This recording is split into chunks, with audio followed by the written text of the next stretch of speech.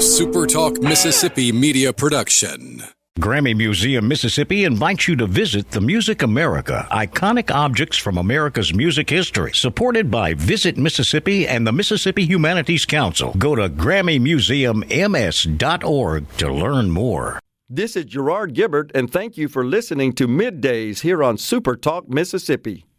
MidDays with Gerard Gibert is on the air. MidDays with Gerard Gibert is powered by C-Spire. Power your home or business with C-Spire Fiber. To learn more, visit supertalk.fm/C-Spire. C-Spire Fiber powers SuperTalk Mississippi.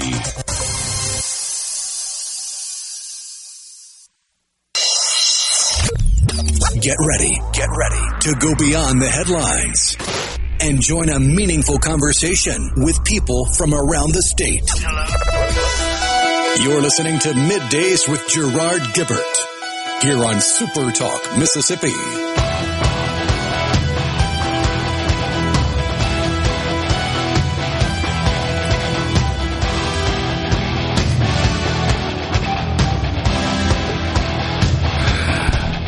Good morning to you on the first day of the Golden Age, as President Trump declared it yesterday.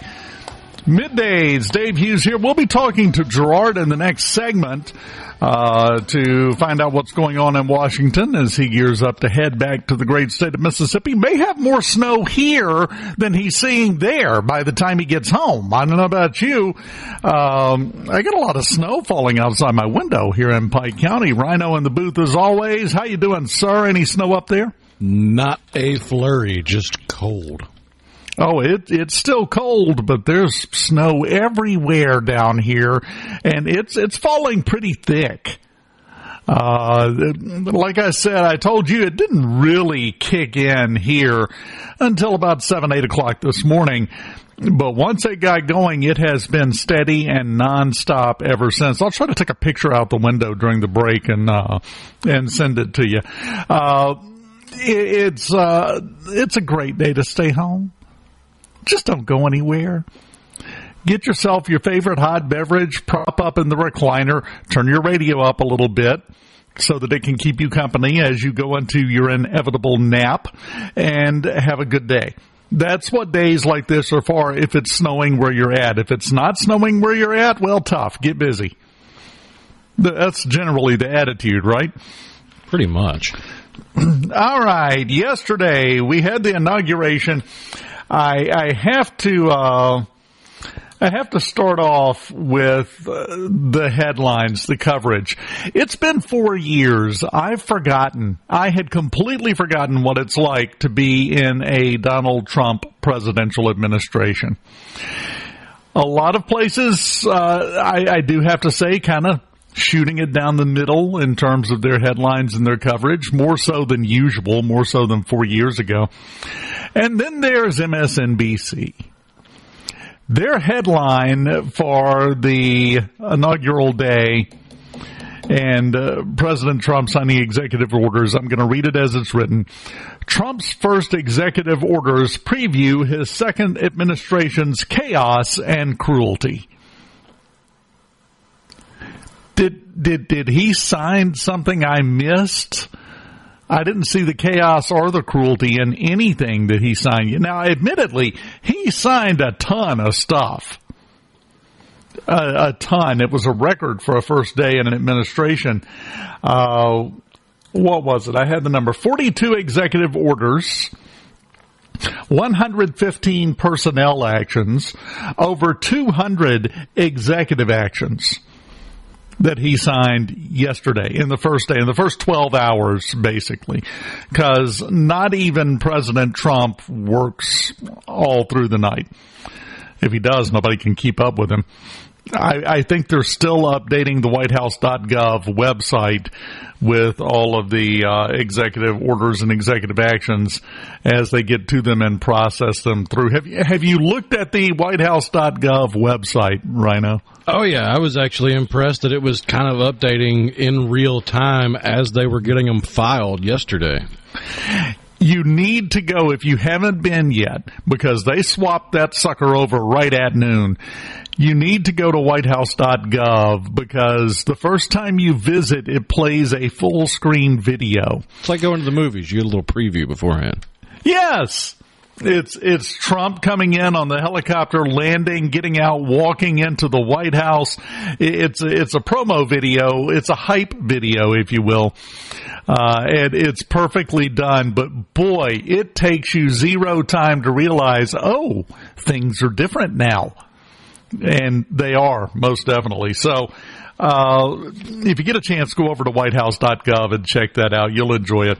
But they do have a page devoted to all of the executive actions that President Trump has signed. As I said, they're still trying to catch up, but they'll get there. They've got, I think it's like 50 or 60 up there, only about 250 to go. And they will catch up to what he did yesterday. And he's doing more today. I don't know if you saw that just right yesterday. It feels like him sitting behind the desk, signing executive orders and fielding questions from reporters. That's more interaction with the press that the person in the Oval Office has had in the last 4 years, maybe combined. No, I think you're exactly right. And I loved at one point while he was signing orders and answering questions, as you said, because he just had the press in the Oval Office with him while he was signing stuff, announcing what each one was, sometimes going, ooh, that's a big one. And then he would sign it. He actually made the comment at one point and said, can you picture Biden doing this the way we're doing this? Just sitting here talking about it while we get the work done and answering the questions. He said, this is more than he did in his entire term, I think, and we're doing it on the first night, and it's only up from here. So, yeah, you're exactly right. They had the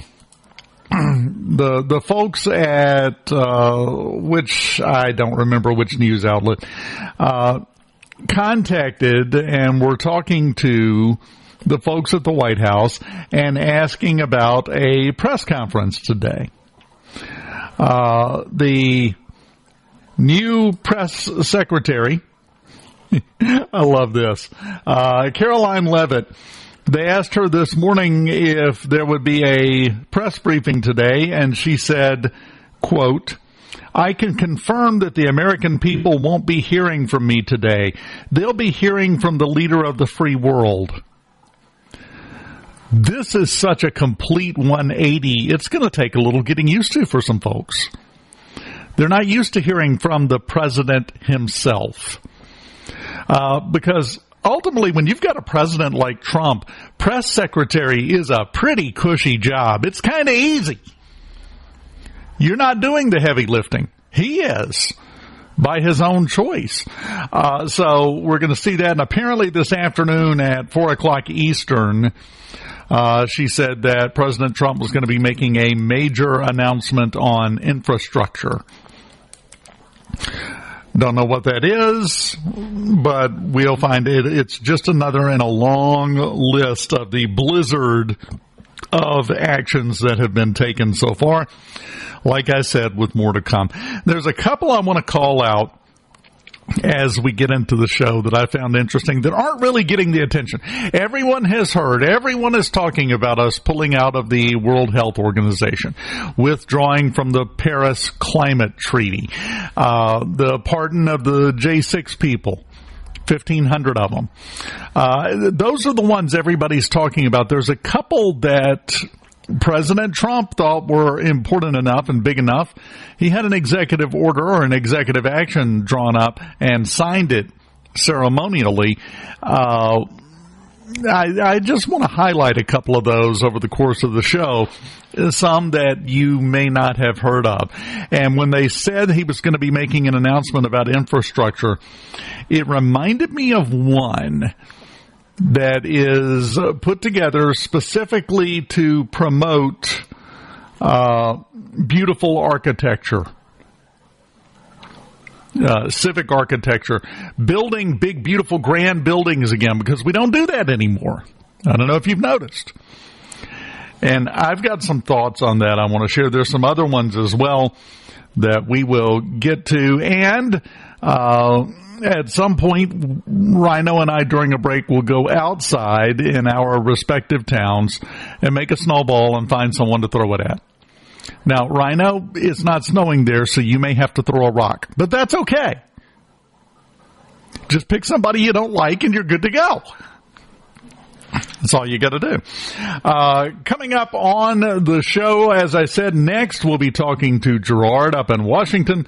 Got a good lineup of people we're going to be talking to about various things, including, right after we get done with Gerard, Christopher Green, law professor at Ole Miss Law School. A lot of stuff legally to talk about, including specifically the TikTok ban, which President Trump did take some action on yesterday. And we'll take a look at that when we're talking to Professor Green. We will continue on Middays with a visit from the man who's currently stranded in Washington, D.C. Traffic has got to be a nightmare up there this morning. Gerard Gibert joins us next here on Middays, live in the Element Wealth studios on a Tuesday morning.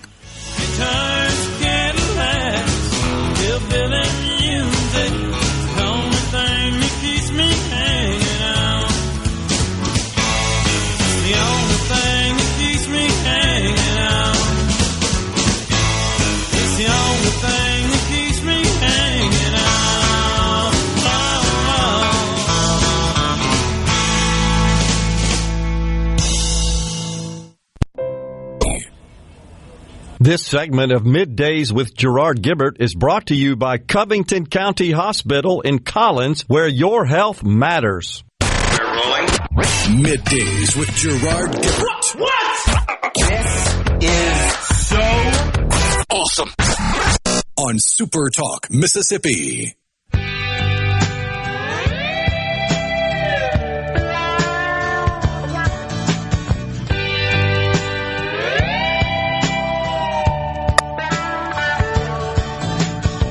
Draws the crowd and plays so loud, baby, it's the guitar man. Who's gonna steal the show? You know, baby, it's the guitar man. Welcome back to Middays in the Element Wealth studios on SuperTalk Mississippi. Dave Hughes here, and there, in this case there being Washington, D.C., we have Gerard Gibert joining us again before he heads back to the great state of Mississippi. Gerard, how you doing? Did you get any sleep last night? Did we lose him again? Hey, Dave. There he is. I'm sorry. I had you muted, and I forgot to turn it off. But we got a little bit, so quite the ordeal as we attempted to attend the ball, but it was brutally cold and about a 2.5-hour wait in line, moving very slowly to get to the security point to get in the actual venue itself, the convention center. So I'm sorry to admit we ended up bailing, but I think that was after an hour and a half. Man, you can't imagine just the ordeal and the chaos and the poor ladies in their formal wear with their open-toed shoes, many of whom were noticing that their feet were turning red. And the service members in just their dress blues, of course, with no overcoats, they were absolutely in major pain. So I'm sorry to admit we bailed. We had to walk several blocks to get to outside of the secure perimeter. This is all a function of security. And in talking to a friend with us that was here for the last inauguration, the last Trump inauguration, as you can imagine, the security is heightened considerably, and so they've expanded the perimeter around these venues to the point where there's no vehicles that can enter, and they have parked Humvees in the streets to avoid passage. I think I discussed that yesterday, but same thing with this ball venue. So we didn't make it, but we also were a little concerned about getting back in time to get a little bit of sleep because our Congressman Michael Guest was kind enough to meet with us at 7 a.m. this morning and give us a personal guided tour of the U.S. Capitol. I'm actually, Dave, sitting at his desk right now. He's conducting business, and he was gracious enough to allow us to hang out here. I've actually got a meeting this afternoon that I think I told you about that Joel, and Natasha set up with Senator Marsha Blackburn. So we're kind of hanging out here in Congressman Michael Guest's office in the Cannon building across the street. But he gave us a tour. Dave, we were worried about not getting back to the hotel before a reasonable time of before 2 or 3 o'clock in the morning, and then having to get up and head to downtown again.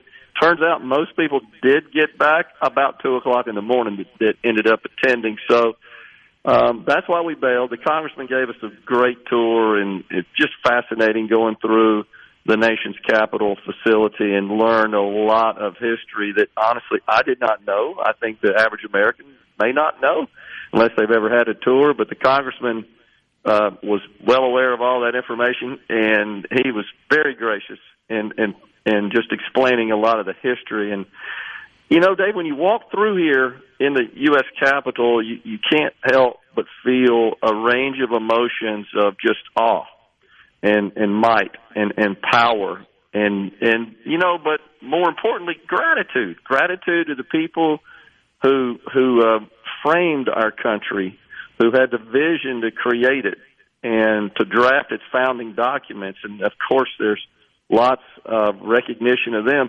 But then you think about all those who sacrificed to protect our freedoms, to ensure and preserve this facility. And there's a giant plaque in one of the halls that I was not aware of, and that recognizes those who died on the aircraft on 9/11, as you recall, that was headed for the Capitol. And it rightfully recognizes those individuals who sacrificed. And the Congressman Guest pointed out, you know, if it weren't for these people, we might not be in this building. It may not look the same, you know, if it had been rebuilt since then. And it just makes you think about all the history behind this great nation. But Big Day, I think you're exactly right. We gloss over that sometimes. We just don't pay it any attention because it's there and it's always been there. But when you stop and really consider it, like you're getting the chance to do, I can imagine it hits you pretty hard. It does. And again, there's just so much history captured in the halls and on the walls and in the rotunda. And, you know, thinking about that swearing in just happening yesterday, and the platform's still there, by the way. And we spent some time in there. There's so much history, and there's so many details and almost hidden details and nuances about the art. Even on, the top window in the center of the rotunda, I never knew there's actually a figure painted in of George Washington in the center, and he's surrounded by 13 angels. And I didn't know that existed. And the congressman, of course, was pointing all that out. And we also went into a building that was the original House of Representatives. And I didn't think about the fact that we actually had presidents who left the presidency and then became members of the House, and that we went through an era where most of our presidents came from the House. Now we think about them coming from the Senate, but, you know, for a long time our senators were appointed. They weren't elected. Nobody knew who the senators were the way they do today. So just the evolution of history, so enjoyable. And, of course, the big inauguration yesterday, I know you guys have been talking about the president putting pen to paper on just a series of orders, and we've been analyzing those all morning, trying to wrap our head around all that. I know you guys have been doing that too, as has all the media. Incredible. Well, it's almost impossible to keep up with. I ran down the totals just a few minutes ago, and I think counting personnel actions and executive orders, it's over 300 that he did yesterday alone, with more coming today. We've never seen anything like this, Gerard, ever. Right. Yeah, and while I think you and I would probably agree, and our audience, with most of the actions, it does concern me. I have to be honest a little bit, just be objective here, that we don't want to turn our government into a government of one. And unfortunately, we've gotten to the point where, as you've seen from the last few cycles, presidents are just trading executive orders. This is what I want to do, and then somebody gets elected in place of that person. They reverse all that, and they implement what they want to do. And I'm thinking, what about these other 535 people we sent up here to work in the House and the Senate? So it's a little cause for concern, though some of the stuff, it's certainly administratively, like a hiring freeze on government workers. Well, I don't think we need Congress involved in that.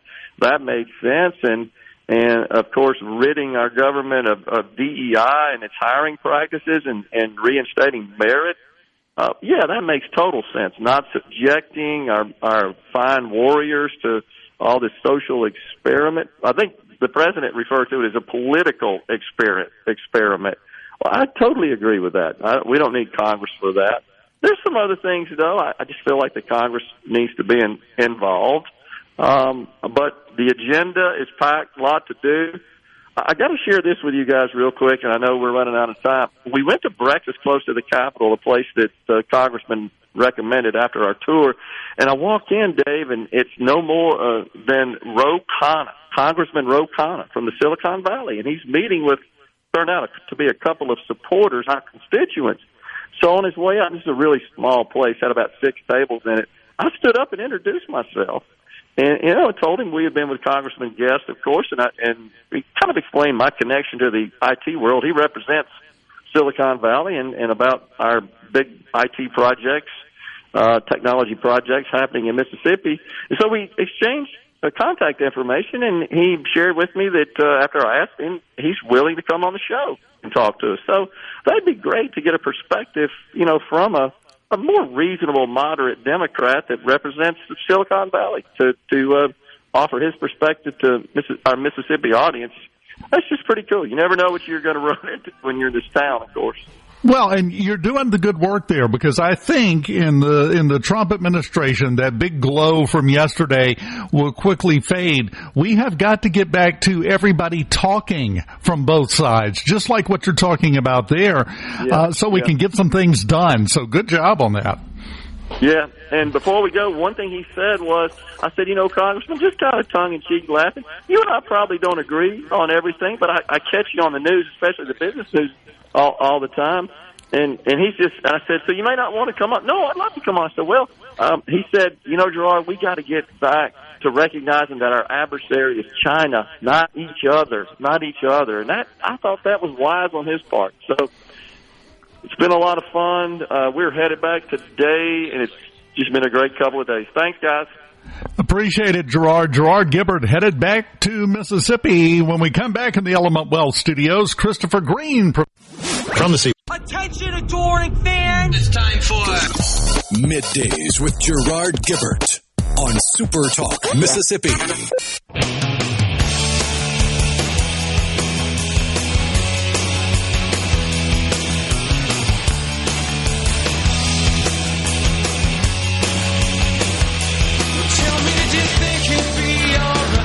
Welcome back. SuperTalk Mississippi Middays in the Element Wealth studios. Dave Hughes here. And joining us now, Professor Christopher Green from the University of Mississippi Law School. Absolutely nothing going on this week to talk about, Professor, but it's great for you to stop by anyway, right? And this is a busy week for people that deal with the law, isn't it? Great stuff. The TikTok deadline the day before the inauguration. First week of school for us, but it's my goodness, civic education for the whole country in a lot of different things. I think especially the separation of legislative and executive power. Huge teachable moment for everybody. Well, and I think the entire kerfluffle with TikTok, that's a legal term, isn't it? Kerfluffle, is a great example of that, because one of the executive actions that President Trump signed yesterday put a 75-day pause, sort of, on the TikTok ban law. Number one, and I'm going to ask you because you'll know, can he do that? Well... Not obviously, and not obviously not. So we have lots and lots of laws that on their face say this is going to happen. Classic instance are immigration laws, or marijuana laws, right? We have this federal law that says you can't use marijuana. We have another federal law saying you can't spend money for prosecutions of people who use marijuana. So we have this. I mean, really, it's centuries and centuries old question of when you have a law that is written in categorical, it seems like categorical exceptionless terms, is there an implicit exception for executive discretion about enforcement? So certainly the president can tell the U.S. attorneys, you can tell the attorney general who tells the U.S. attorneys, well, I think we have more important things to do than to go after TikTok. No question about that. Telling TikTok, hey, go ahead and do this stuff that the law specifically says you can't do, that is much more troubling. I think, essentially what the president is saying is, hey, TikTok, we're going to try to make a deal.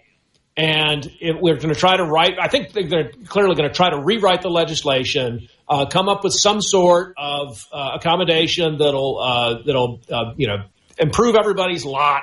President, obviously, he thinks of himself. His fundamental conception of himself is, I'm a deal maker. I can figure out how people are going to be made better off. And he thinks he can make a deal. If they can't make a deal, and they have to shut down TikTok after 75 days, it would be extraordinarily bad form for the president to say, oh, yeah, and I'm going to punish you for doing what the statute said you couldn't do, but I told you could do yesterday, the January 20th.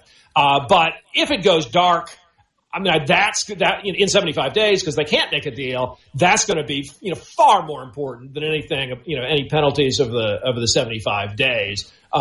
Certainly, if China decides to attack Taiwan, that's going to swamp all of this and make everybody think, well, this doesn't matter at all. But it's, the extent of executive discretion to make exceptions to the law has been fraught for at least 750 years. Edward I is fussing over this in the 1290s.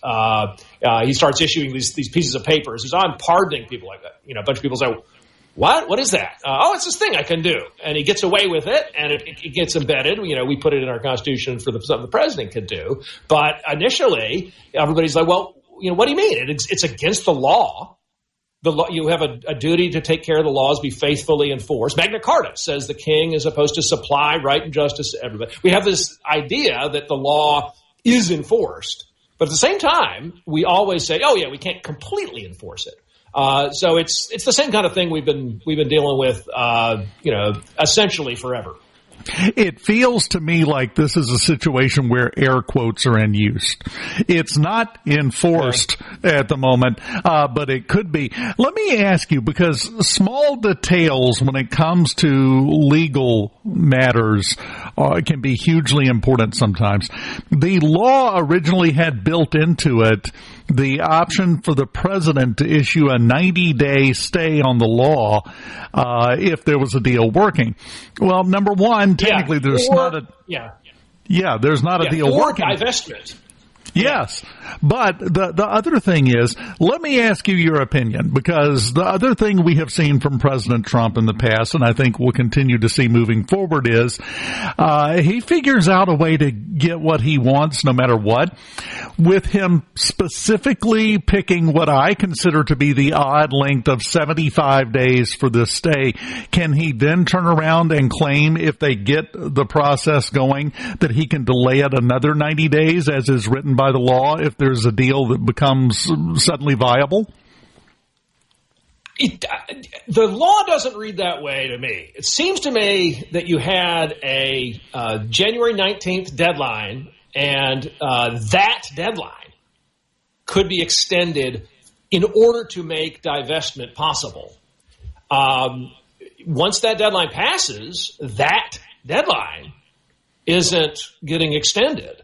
and this 45-day kind of promise of non-enforcement, that's not really the same thing that the 90 days is talking about. So it doesn't seem like he has anything beyond just an ordinary prosecutorial discretion that prosecutors always have. And, he's not the chief prosecutor, but he's obviously in charge of the executive branch. His Justice Department is going to make policy about prosecutions. But it seems like the 90-day thing isn't really going to be necessarily of any, it suggests that Congress doesn't really know how long it's going to take to do this stuff. So it gives a vibe of variability. But other than that, I would just say it's a whiff of something analogous to authority, which is, that and 250 will get you a cup of coffee, I guess. Yeah, and a free set of air quotes, because it just feels like so much of this should go in quotation marks as we're talking about it,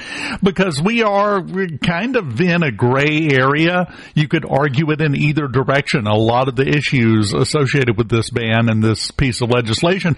One thing you can't argue, though, it's already been to the Supreme Court. They have issued their decision on it, so it's locked in. There aren't many options left, are there?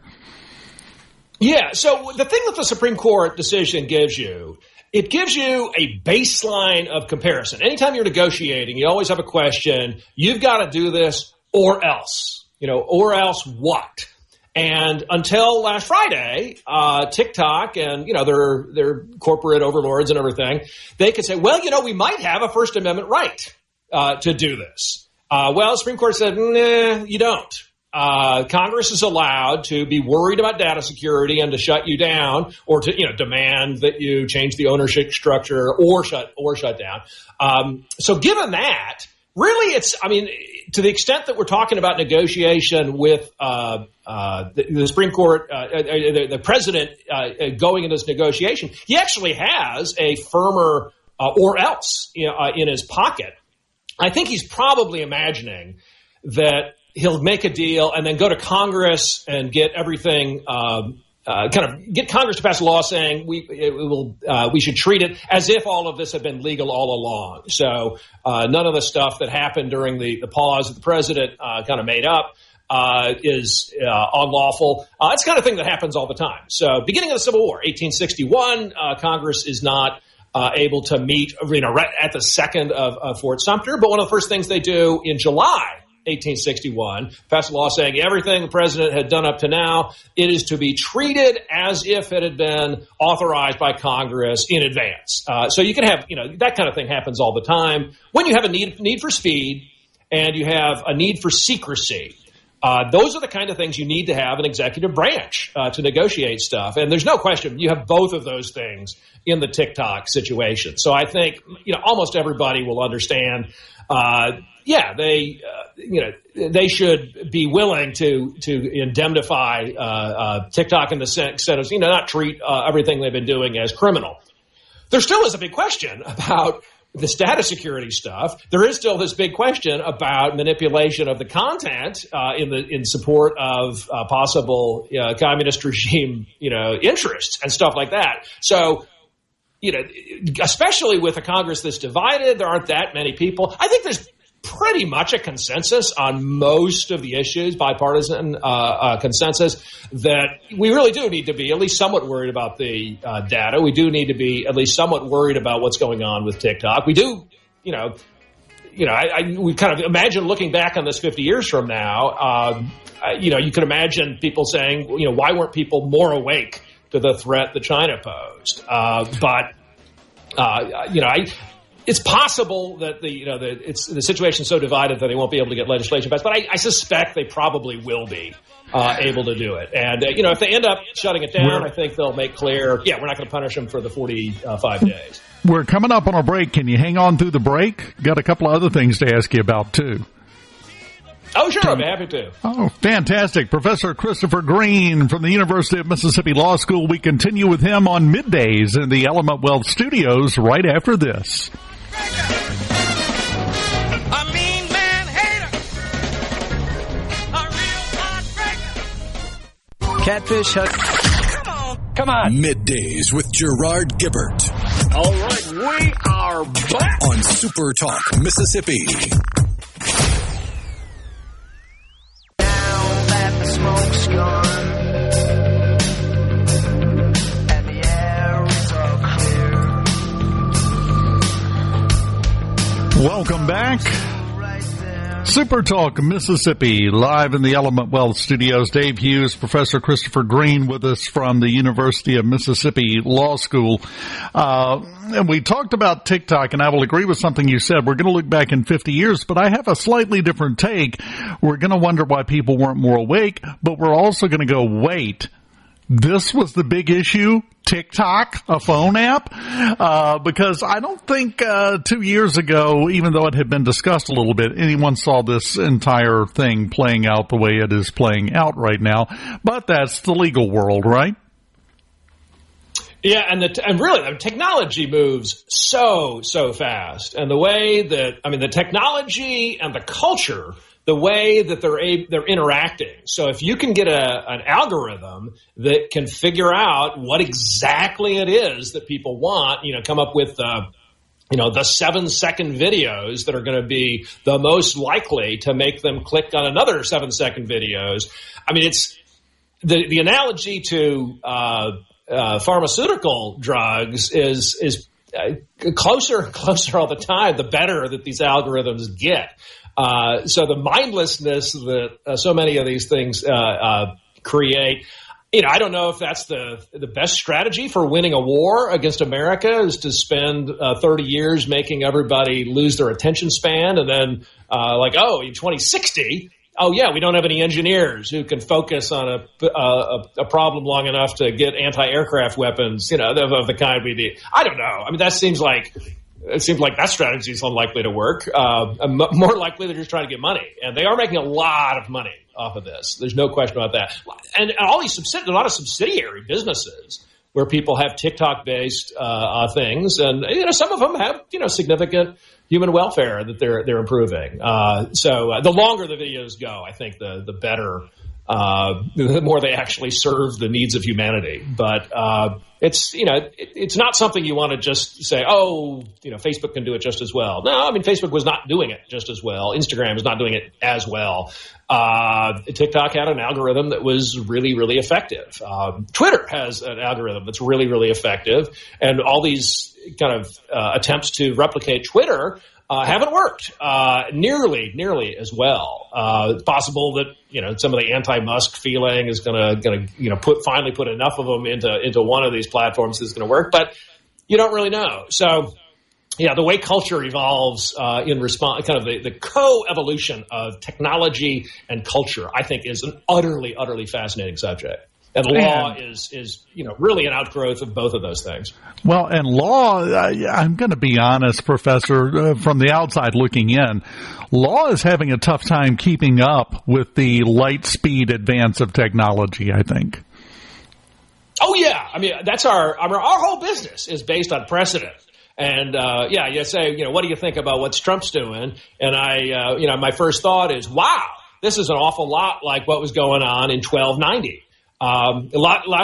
Very similar to what was going on in the 1680s under James II, where he's like, I don't have to enforce the law. I'm the king. I get to make exceptions whenever I please.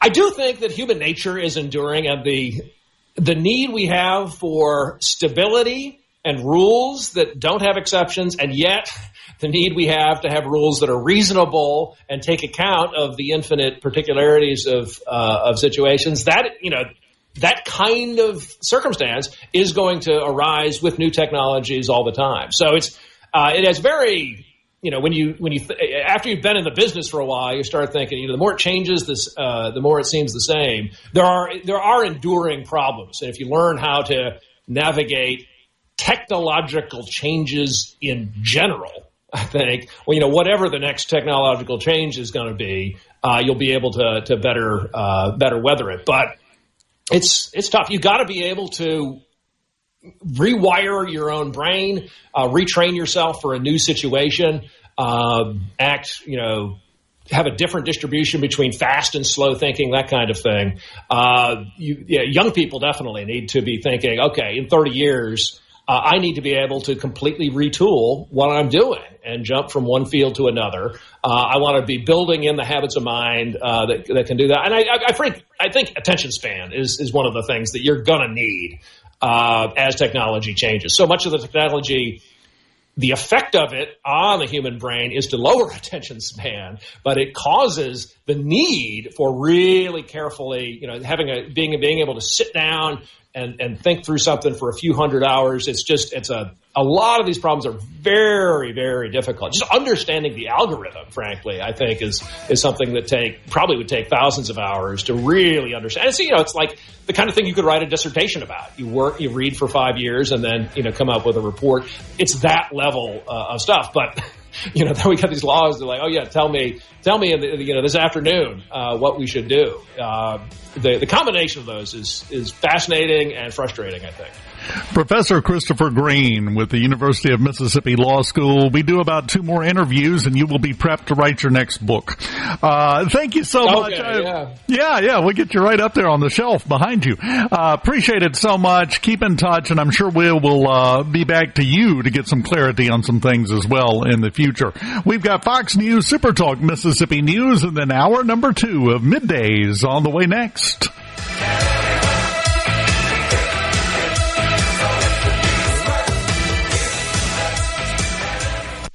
Of Middays with Gerard Gibert is brought to you by the Mississippi Business Journal. Visit msbusinessjournal.com. Scott Coopwood, publisher. Welcome to the show that challenges you to think deeply and look beyond political posturing.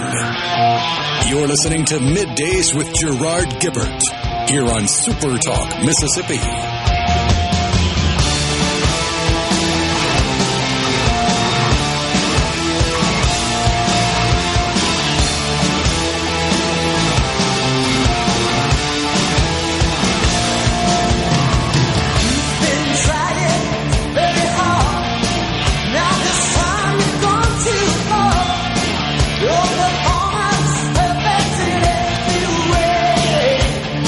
Welcome back. SuperTalk Mississippi Middays in the Element Wealth Studios. Dave Hughes here. Coming up in just a bit, the next segment, in fact, Representative Trent Kelly will join us. Nothing going on in Washington this week, right? And we're going to talk to him about the inauguration and the golden age. As I said at the beginning of the show, that's the way President Trump started his inaugural address. Yesterday, the golden age begins now. Had an email that went out just a few minutes ago, actually, from the Mississippi Economic Council. They had their MEC Scrambler, the first legislative scrambler of the session. They have pushed it back a week. It will now be next Wednesday from 7:30 till 8:30 a.m. Trey Lamar will be there. Josh Harkins will be there. They'll be speaking. Trey, of course, chairman of the House Ways and Means Committee, and Josh, the chairman of the Senate Finance Committee. So some interesting things to say, but they postponed it due to the weather. And I do have to say it has been snowing continuously in Pike County since before the show started, and it seems to have gotten heavier. And it is truly a white winter wonderland outside. So it depends on where you're coming from as to whether or not you understand why the inclement weather thing has been mentioned. They shut down in Louisiana. They issued a blizzard warning for Lake Charles, Rhino.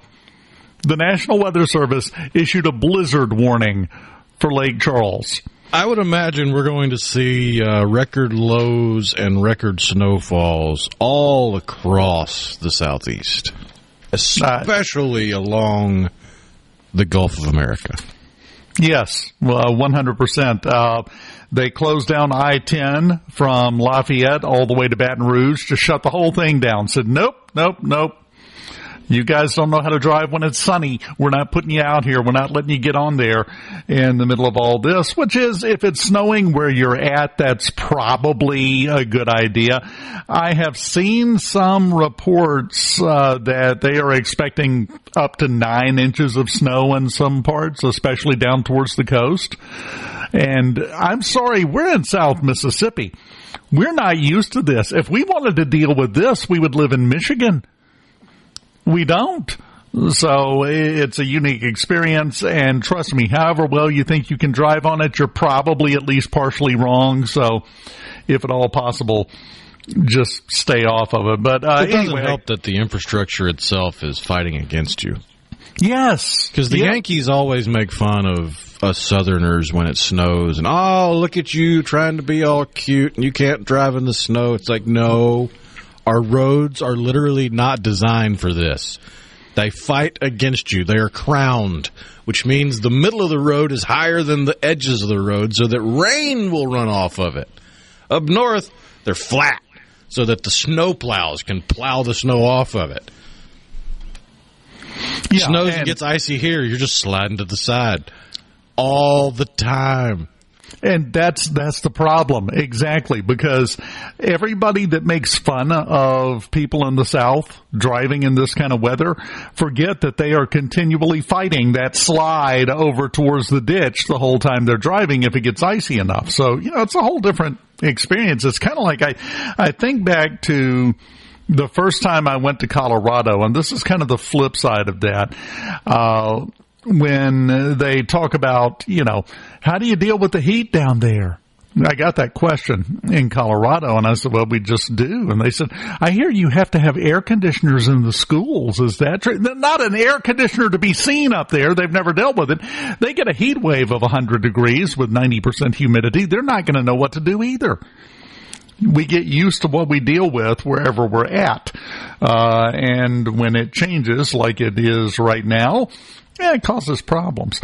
Make sure you take care of the 4 Ps, pets, plants, pipes, and people. Although I'm going to be honest, a couple of those categories, if you haven't already taken care of them, temperature-wise, you probably already have problems. So you might want to go check up on that. The state legislature is in session today. Committee hearings going on over at the state legislature. It's kind of, Rhino, it's kind of one of those days because we just passed the deadline for Senate bills to be introduced. So we're in kind of a little catch-up period here where they're now going to start trying to work through some of these bills and figure out what advances out of committee and what doesn't. So not a lot of earth-shattering news, I would think, coming out of the legislature for the next day or two, unless you saw something I missed. Not really. I mean, I've kind of been of two minds, divided attention between the executive orders, trying to process all that and trying to digest all the bills, but nothing really besides the tax reform has gotten much traction or attention. And as far as bills that are under the radar, there's not many that seem to be just sticking their head out to get knocked back down. And I say that because it feels like if you get some of these people that drop a bill early on and they really want to push it and it runs out of steam before the end of the session, I don't know if people are keeping their powder dry and they're making a late push, but I don't see many of the legislators doing much talking about the bills they've dropped. Well, and that's it. Like you said, I think the tax legislation is sucking all the legislative oxygen out of the room. That's what it seems like from the outside looking in. That's all anybody wants to talk about. That's all anybody wants to ask questions about. So that's getting the most attention. We've got, I was looking through the list of things that were introduced by the Senate, because they did, introduce a few bills right there at the end, and that's an understatement. It got a lot of the usual suspects that we see every year. There are 3 separate bills introduced in the Senate this session dealing with allowing sheriff's departments to use radar. Yeah, some of the things we've seen in previous years. Oh, yeah. And you would expect them probably to get the same traction this year as they have in previous years.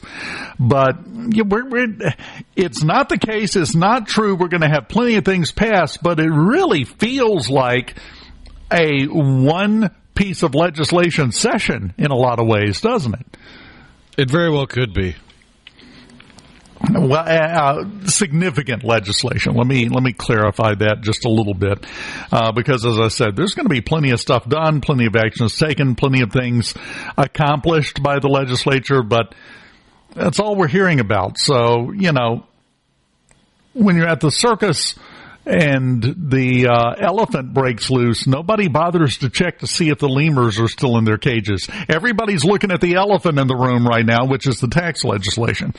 So we will just have to wait and see how that process continues to unfold.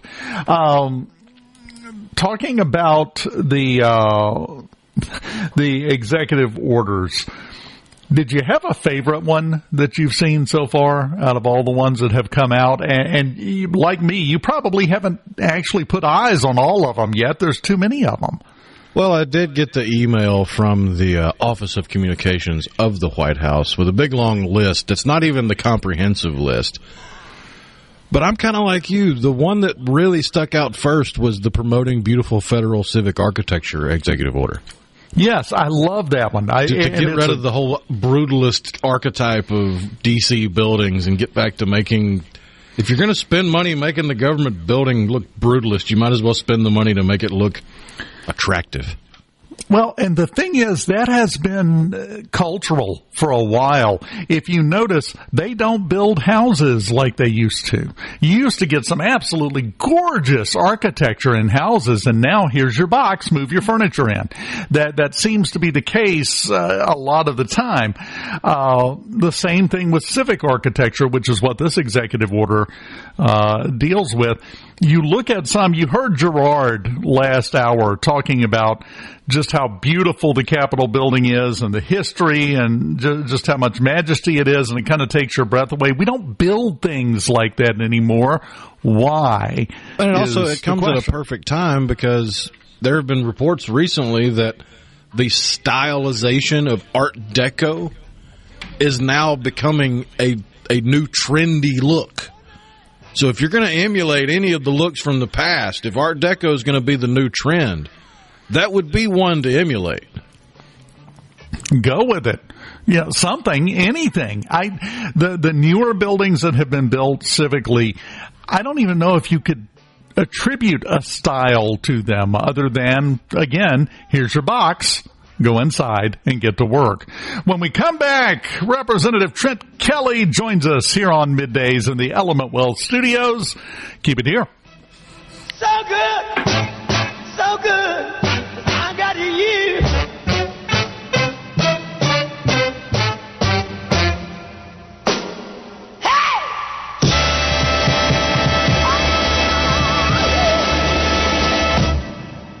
Be sure and check. And now, the talk that keeps Mississippi talking. Now, on to the real part. Dynamite! On SuperTalk Mississippi. I got rice cooking in the microwave. Got a 3-day beard I don't plan to shave. And it's a goofy thing, but I just gotta say, hey, I'm doing alright. Yeah, I think I'll make me some homemade soup. Feeling pretty good, and that's the truth. It's neither drink nor drug induced. No, I'm just doing all right. Welcome back. Middays in the Element Wealth Studios on SuperTalk Mississippi. Dave Hughes here, and joining us now, Representative Trent Kelly, the congressman from Mississippi's 1st Congressional District. Representative, welcome to the show. How you doing today? Man, I am great, Dave. But before we start, I just want to give my heartfelt condolences. Paul Gallo, what an amazing voice for talk radio for a lot of years, and my personal friend. So to his family and the Super Talk family, I know we're going to miss him, but I know he's smiling down on us right now, loving today, and just feeling the same way that we're feeling. You are exactly right, and yes, I would agree. He is irreplaceable. He was one of a kind. He really was, and he will be missed for a long, long time indeed. But boy, even up there where he's looking down, he's grinning from ear to ear after yesterday, I would think. Aren't we all, man? You know, to sit in that rotunda yesterday, and to be just one of those faces in the crowd when President Trump was sworn in to retake office. I'm telling you, it feels like the rebirth of America, and his executive orders and already signing the Lake and Riley bill into, the law, or it comes down to the Senate and folks having to vote for it. I mean, it is just, it's euphoric. It's just a great day for America. Well, it is, and I think, and I've talked to so many people that have told me that after the election in November, a day or two afterwards, it almost felt like a weight had been lifted off of everyone and they could breathe again. And I think that just, everything that happened yesterday intensified that feeling for all of us.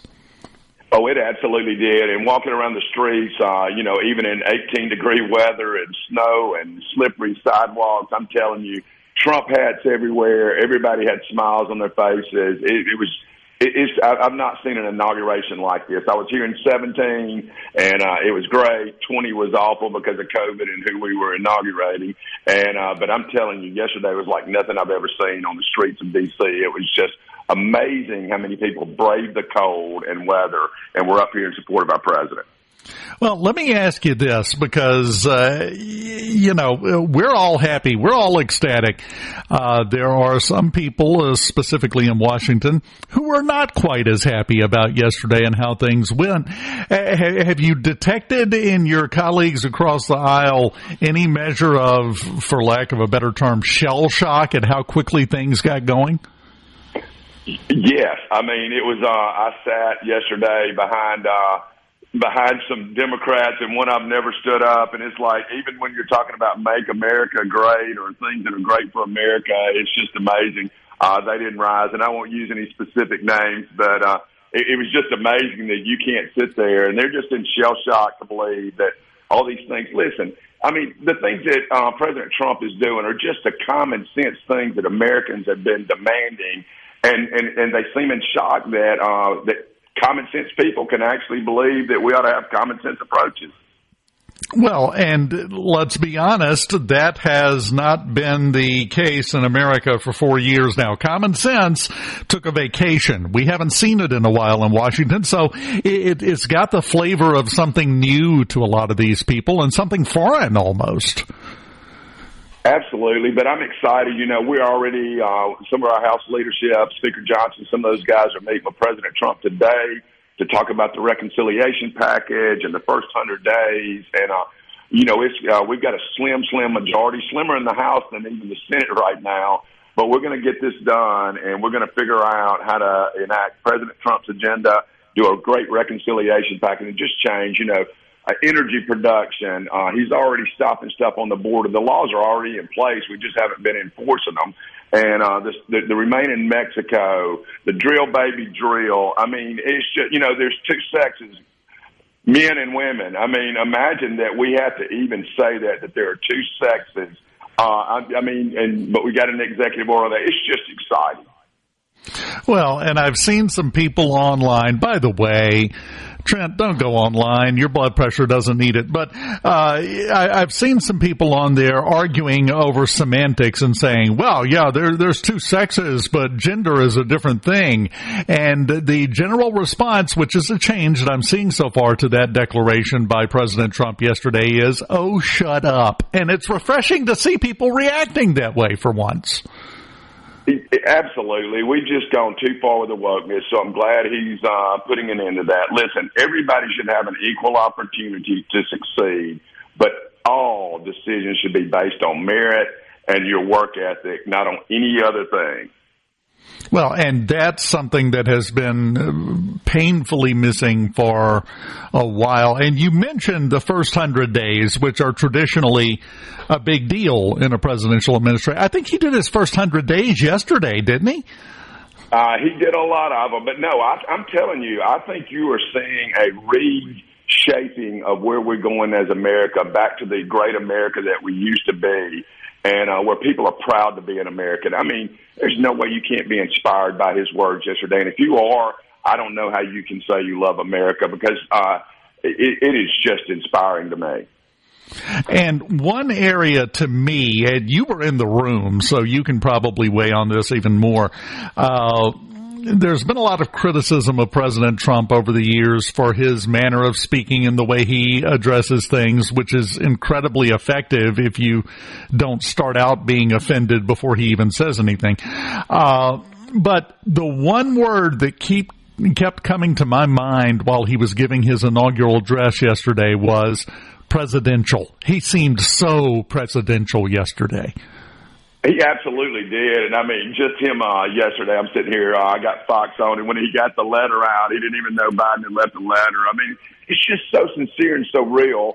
And that confuses people in this town who think they measure everything on a political thing, and Trump's not that. And he was good the first time, but he is much more presidential and better this time because he knows what he's doing. He's had 4 years' experience. Literally, he's almost had 8 years of experience. He's going to be a 12-year president, even though he wasn't in for the last 4 years. He was still governing from outside. Well, we've seen that since the election when we've had world leaders coming to America for a meeting at Mar-a-Lago, not Washington. Absolutely. I'm telling you, it's just so exciting. And, I mean, it's euphoric, and my staff's excited. I'm excited. I saw Governor Reeves up here. He was excited. It's an amazing day, and I don't know what I want to do first, but his executive orders are doing it. But we got to follow that up with laws to make sure that the next president doesn't come in and undo that stuff. So we need to permanentize some of these things. Well, we've had problems during the last administration. How hard do you think it's going to be to get some of these things through the House? It's going to be difficult, but I think the president is going to weigh in on the agenda, and I would not want to be the Republican who does not vote with the president's agenda. And some of these, sooner or later, I think you're going to start seeing Democrats come over that are in vulnerable districts because they're going to want to vote for this and be a part of it rather than be opposed to it and go home in the next election. Well, they do have to go home and explain to the voters why they voted the way they did, as you well know, and that suddenly is carrying a lot more weight than it has for the last few years, I think. Oh, it absolutely has. You know, if you're out of touch with your district, you're not going to be in this place long. And you've got to listen to what they say, make yourself open to them. You know, I use an example. On the hallway I'm on, my office door is open every time we're in here from 8 to 5, every 8 to 6 or later. Every day my door is open. Every other hall, and I have other members who are Democrats on my thing, their doors are closed, and they meet with constituents in the hallway and don't even let them in their office in many cases. And that, I just feel like that's not going to fly in this administration. It is not. It's open door, and you better put your big boy britches on because Donald Trump is in town. Well, I am thrilled to say that in Representative Trent Kelly, we have someone who owns nothing but big boy britches because you do a fantastic job up there, sir. You really do. Well, I'm excited to be on, and you guys just hopefully we can call back in a couple of weeks after we get to see how things are moving and what we're doing on the House side. Right now, just enjoy the glow and the atmosphere and the feelings that go along with what's happening already this week, and there's more to come between now and the end of the week. Representative Trent Kelly, yeah. Can I say one more thing? We got 200 Mississippi Guards and 200 plus, and I'm meeting with those guys with Senator Wicker on the Capitol steps here in a minute to get a picture. But Major General Ginn, our Adjutant General, they did a great job up here in protection and security, and I just want to give our Guardsmen up here a shout-out. Fantastic. Always proud of our Guardsmen and everybody working to keep Mississippi moving forward. Representative Kelly, thank you so much. Go take your picture, sir. All right. Thanks, Dave. All right. Bye-bye. Always enjoy talking to Representative Kelly. It's just a good guy. Forget the elected part. Just a good guy. We continue on Middays next.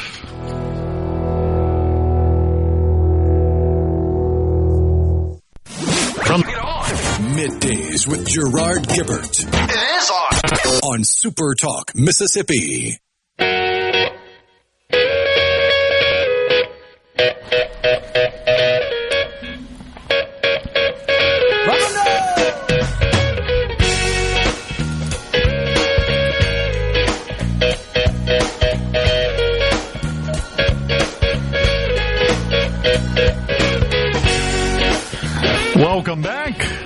Middays in the Element Well studios. Thanks to Representative Trent Kelly taking some time on a very busy, very exciting day in Washington to talk to us for just a moment there. Rhino, we were talking about the executive actions, and boy, is that an endless list of things to look at and analyze. You were mentioning to me one of your favorite ones. It's one of my favorite ones, too, because of one specific detail, I think. Yeah, the title of it sounds good, so it's a good start. Holding former government officials accountable for election interference and improper disclosure of sensitive governmental information, which is boiling down to the simplest terms, taking away the political clout, the security clearance, and basically any chance for these people to continue to work in the deep state in D.C. But the funniest part of all of it is when it gets to the implementation of revoking these security clearances, it mentions the 51 individuals who missed the actual, I'll give you the proper wording. To remedy these abuses of the public trust, this order directs the revocation of any active or current security clearances held by 1. The former intelligence officials who engaged in misleading and inappropriate political coordination with the 2020 Biden presidential campaign, and 2, John R. Bolton. Not that you're being singled out there, John. But you're being singled out. Wants to make sure everyone has that, because he could have been lumped in with the rest of the group with just a slight change of wording. Oh, yeah. Didn't want to do that. So, yeah. Well, that's kind of like, I don't know if you've been keeping up with this. Former chairman of the Joint Chiefs of Staff, now retired General Mark Milley. Yeah, he got fired. Well, here's the thing with him. It is a standard practice. The Joint Chiefs each have an official portrait done that is hung in a specific hallway in the Pentagon. They have just a row of them. Everybody in order. It's fairly common practice in leadership positions. Yesterday, that was one of the last, day before yesterday, I guess, one of the last pardons, preemptive pardon that President Biden issued was for General Mark Milley. They took his picture down inside the Pentagon, and nobody knows where it's at. The funniest part of that was it was only put up on the wall 10 days prior. Yes, they just put it up there. Lloyd Austin, Biden's Secretary of Defense, had a little ceremony, took a picture with him as they were unveiling it, the whole 9 yards. It was up like a week, and they took it down. And you would think it had to be because of the pardon. Well, you don't pardon innocent people, so obviously there's a problem here. And they just quietly took it down. They thought they were doing it quietly, but everybody's paying attention right now. And the executive order where they mention we're going to suspend the security clearances of these 51 individuals and John Bolton. It's just interesting to watch how the dynamics are playing out with all of this, and it's going to continue. Now, at the same time, on the other end of the scale... Well, before you move on from Milley, I do want to put out kind of a PSA for people. Because, yes, Milley did accept a presidential pardon. A lot of people are confused as to whether or not that presidential pardon applies to the Uniform Code of Military Justice. It does. The Uniform Code of Military Justice is federal, and it is a federal pardon. So the pardon would prevent him from being court-martialed for any actions he took that were treasonous to the United States. Such as trying to tell the Chinese that he would talk to them before committing to follow any orders from the commander-in-chief. Which, if you recall, in case you've forgotten this, that's what led to him being dismissed, because he said that out loud in a congressional committee hearing. We're not trying to imply anything. He said that. He said, I've got their phone number. I'll call and let them know we're fine before anything starts. No, you don't. You don't do that. That's not the way this works. No. We're back to that old commercial with the old ladies, and one of them has printed out a bunch of pictures and stuck them on the wall and said, I posted all my pictures. Yes. That's not how this works. That's not how any of this works. Exactly. He did not understand. This morning, Vice President J.D. Vance, I'm enjoying saying that too, by the way, but Vice President Vance gave the oath of office to Marco Rubio to be the new Secretary of State. He's now officially in his position and ready to go. They're having a confirmation hearing right now for the Veterans Affairs Secretary. We've got Pete Hegseth, who was passed out of the Armed Services Committee for a full vote. They're thinking possibly tomorrow that will come up for a vote in the Senate. And the thing to remember is if the Republicans stick together, if everybody votes for everybody that comes up for confirmation, they get in, because all it takes is a simple majority in the Senate. That's it. You don't have to have the 60 to avoid any filibusters or advance legislation. No, it comes up. If they get a majority of the vote, well, that person is confirmed. So it looks like it would be shocking if Pete Hegseth was not confirmed as the Secretary of Defense for President Trump. A very important position. Well, it is now. In the last administration, he could take off and check into the hospital for a week or two and not tell anybody. And it takes several days before anyone noticed. That was Lloyd Austin. He did that twice, by the way, Rhino. Not just once. 2 different times he did that. Yep. In the last year and a half. So I think the upshot of all of this is we're getting upgrades across the board in just about every one of these positions. As the confirmation process continues on, we're going to see more and more people get confirmed, and it's going to give Washington a completely different look from what we've had for the last 4 years. Speaking of the last 4 years, has anyone told Joe Biden he's no longer president yet? I mean, no one should assume that just because he sat through the inauguration that he knows what's going on. Which, we joke about that. That is so sad to me. There's no sense in things getting to that level, but that's where we wound up. And I'm sorry, you've heard me gripe, Rhino, about the age factor. The word gerontocracy is starting to float around, which I think has some validity to it in Congress and in all the major positions in Washington. But there's is it 3 or 4 years difference in age between Biden and Trump? Look at the difference. It's night and day. So it is per individual, per person. So I'm not really sure just a blanket, once you hit 70, you're done, would work. I don't think that would be appropriate. But we've got to put something into place to where Joe Biden won't happen again. I don't know what that is. I don't even know how we would go about it. With that, what do you think, Rhino? Would that take a change to the Constitution to put that into place? I don't think so. I could be wrong, but I think if the Congress itself voted to put restrictions on who could be members of Congress, that would not require a constitutional amendment. It's a question of... But getting them to admit that it's not in the country's best interest to be 75 and still wandering the halls of Congress, I don't think that's a very easy sell.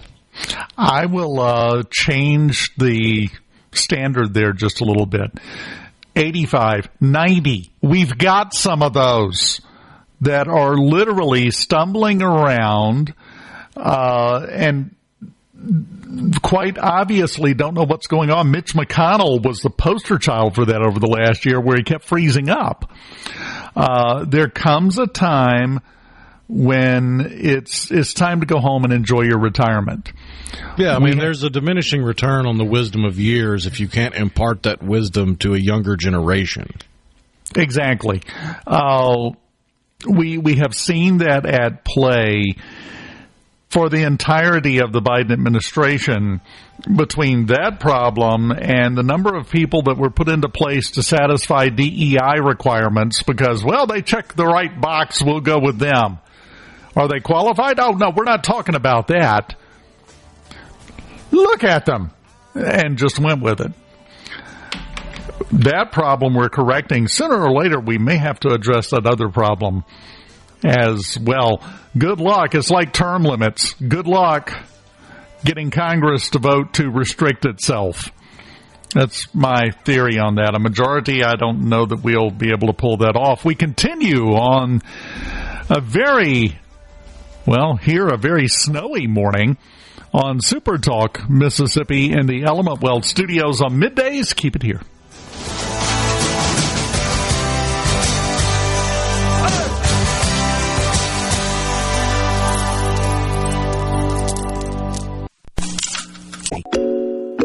You know what that means. Middays with Gerard Gibert. We'll do it live on SuperTalk Mississippi.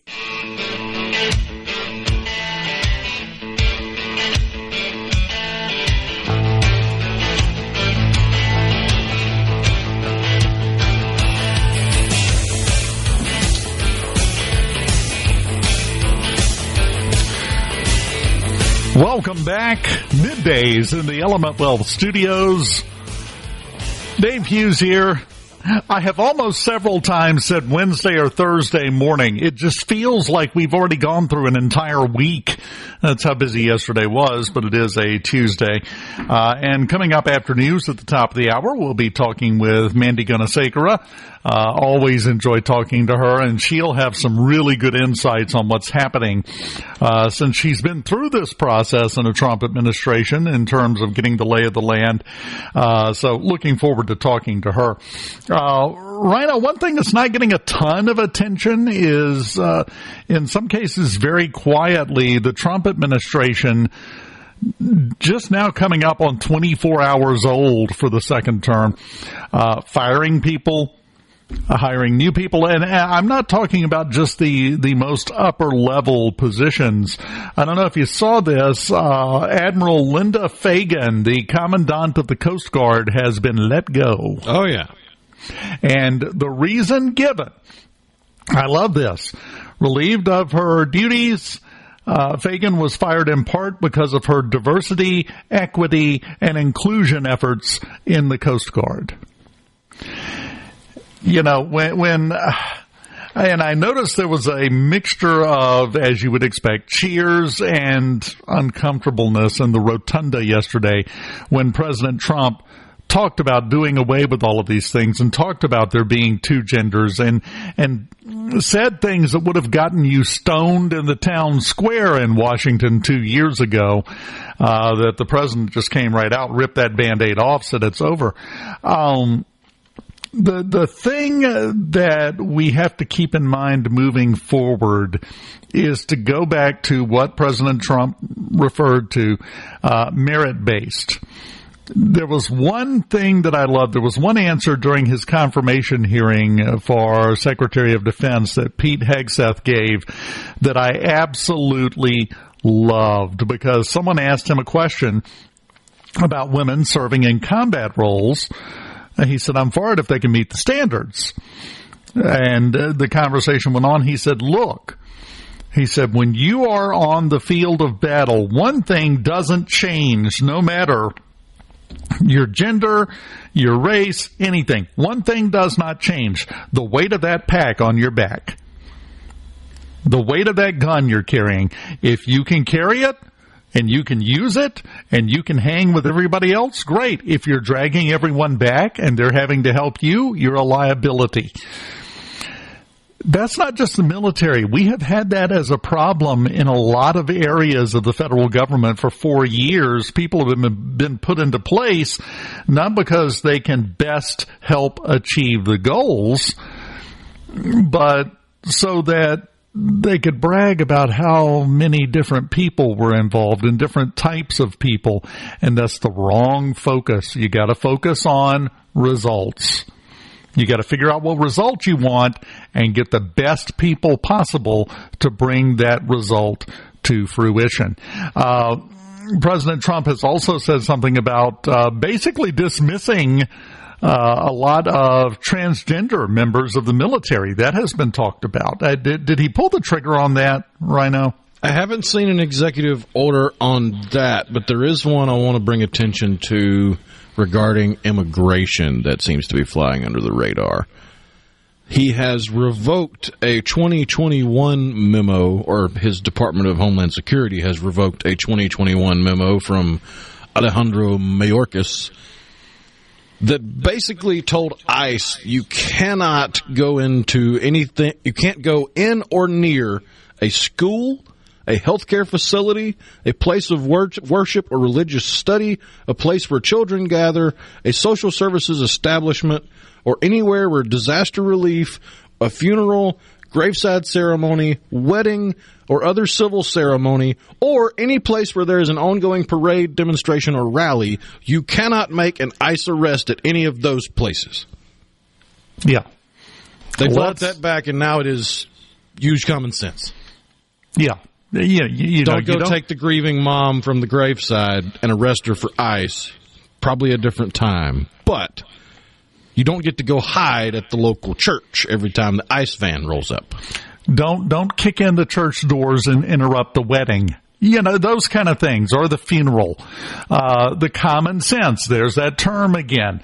Bringing common sense back into it instead of putting arbitrary limits and theories into basically, practically the rule of law. We're getting away from that, and boy, is that unfolding at a breakneck pace. Coming up, we've got Fox News, we've got SuperTalk Mississippi News, and then hour number 3 of Middays in the Element Wealth Studios. Mandy Gunasekara joins us, the former EPA Chief of Staff under the first Trump administration. She'll have some insight, and we'll get it from her right after this on SuperTalk Mississippi. Keep it here.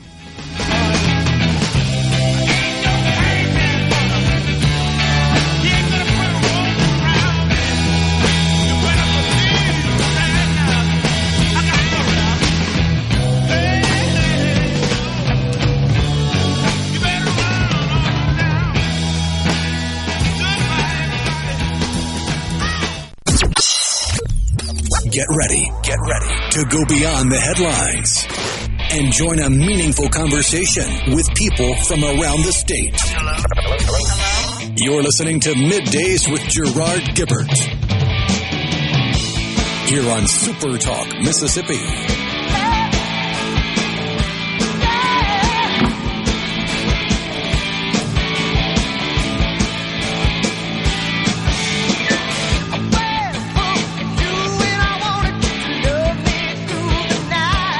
Welcome back. Hour number 3 of Middays in the Element Wealth Studios. And joining us now, both on the air and on SuperTalk TV, former EPA Chief of Staff during the first Trump administration.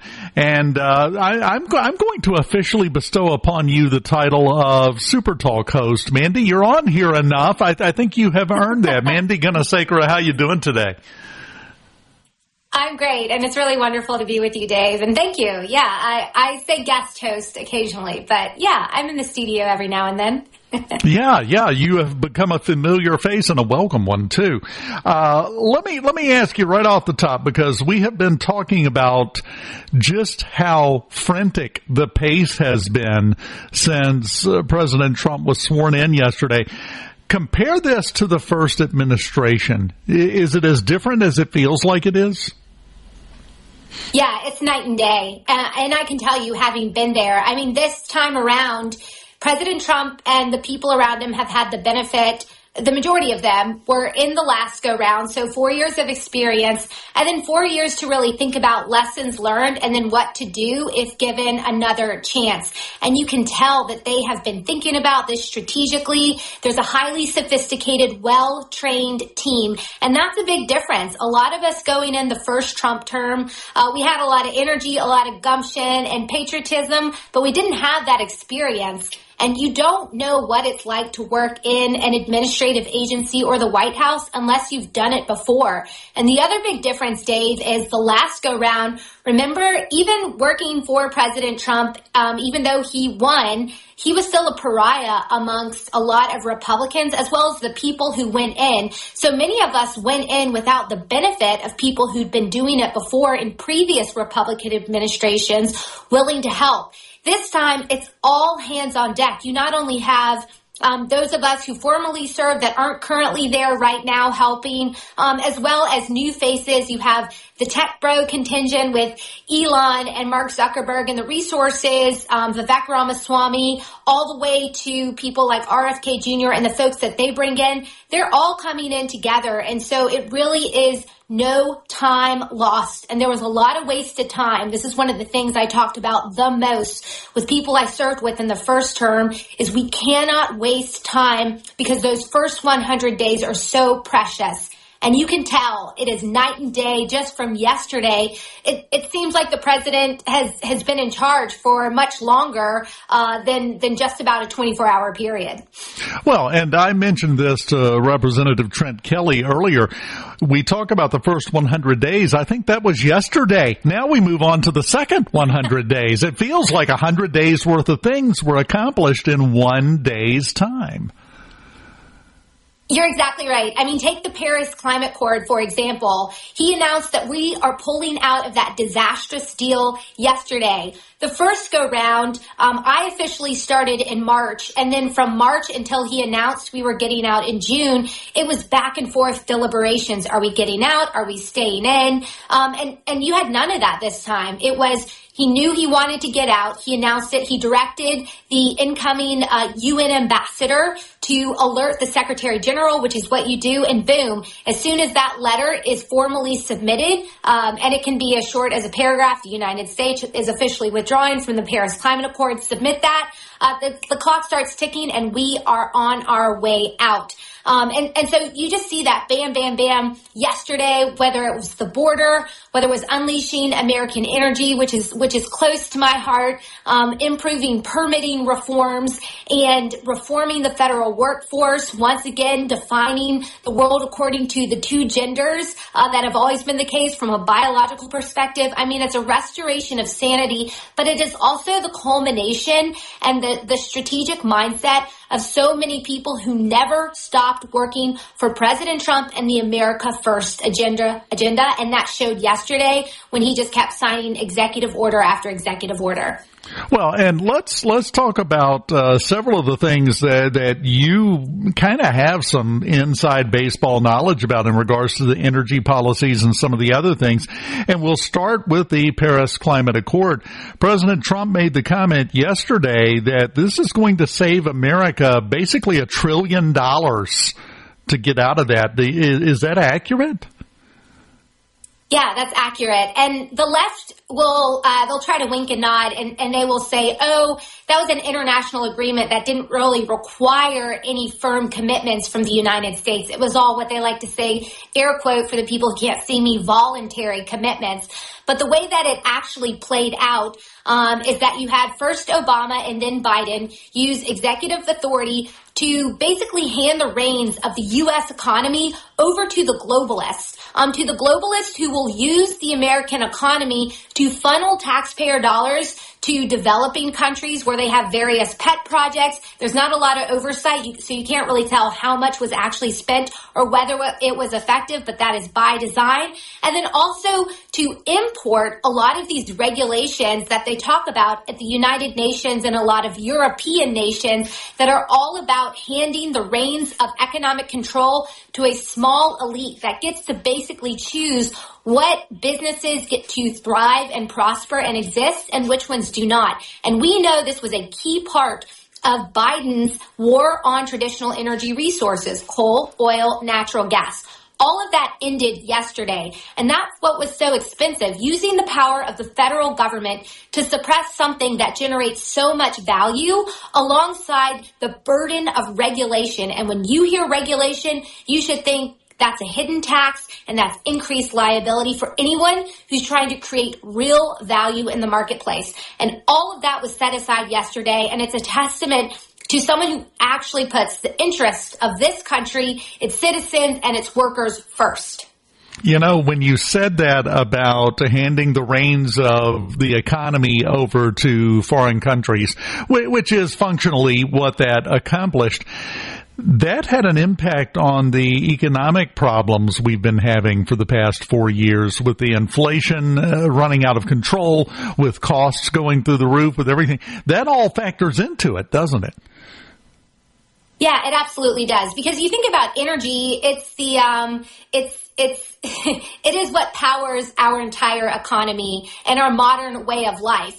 And so if you sign up for agreements where you're suppressing the development and use of energy resources, that has a multiplier effect in terms of you're making that baseline input more expensive. Well, everything that's built on top of it because of utility costs, transportation costs, you think about making things and moving things, all of that compounds itself on top of the fact that the last administration went gangbusters on spending taxpayer dollars on COVID, which was largely over when they first came in.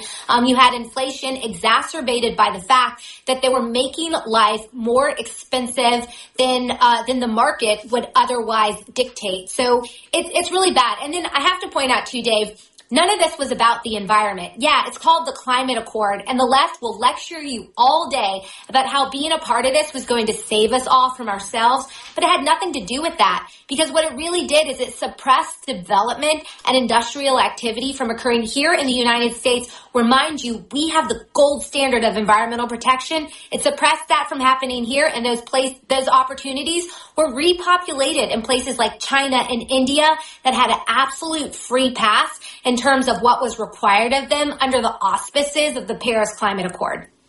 Well, you know, to me, and again, a complete outsider perspective here, it feels like a case where they had their wish list for Santa Claus, what they wanted, but it wasn't about the wishes. It wasn't about the spirit of Christmas. It was about, what can I get out of this? What kind of control can I get my hands on? What kind of money can I funnel to where I want it to go? And now the adults are back in charge and back in the room, because that's what it takes. Someone willing to make some decisions that might not be popular with some people. That's not the point. The point is to raise the tide so all the ships go up too. Yeah, that's right. Any policy decisions, you have to consider a broad range of factors. And if we're talking about environmentalism, like you talk about, you have to consider impacts on the environment, impacts on public health, usually through what are called epidemiological studies, how certain pollutants impact your heart and your breathing. But you also have to consider what that does for the economy and jobs. Because as we all found out during COVID, when you take away jobs and suppress economic development, that too has major consequences to the health and well-being of the country. So it's about doing what's right, considering the totality of circumstances, not just doing what activists or your billionaire donors or the agencies want you to ultimately do, which is what we saw under Biden. The squeaky wheel needs to quit getting all of the grease, basically. We're talking with Mandy Gunasekara. Can you hold on through the break? Yeah, sure can. Fantastic. We'll continue with her next on Middays in the Element Wealth Studios. Keep it here.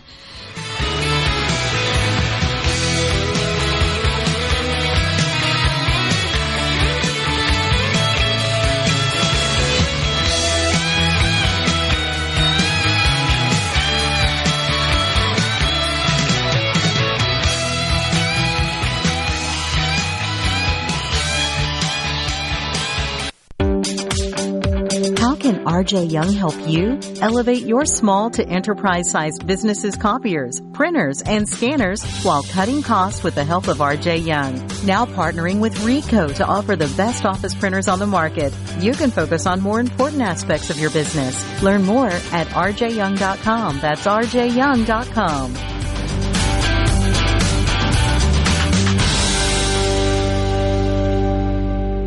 Rogers Dabbs Chevrolet is Mississippi's largest General Motors business elite dealer. We make it easy to maintain your fleet with over 100 work-ready vehicles available for your job site. Diesel, gas, trucks, vans, and service bodies. And we build to your business specifications. It really is easier with Rogers Dabbs Fleet.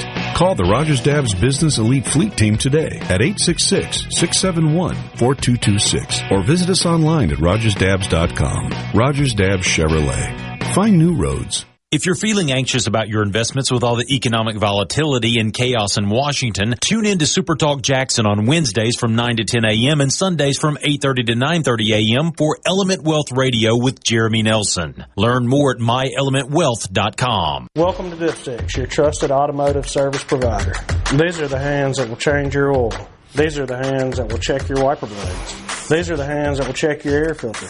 These are the hands that will check your tire pressure. These are the hands that you can trust to give you fast and friendly service for your next oil change. When you choose Dipsticks, you're not just getting an oil change. You're getting peace of mind. Our team is composed of good people who genuinely care about your vehicle's performance and longevity. Dipsticks. Come to us for a change.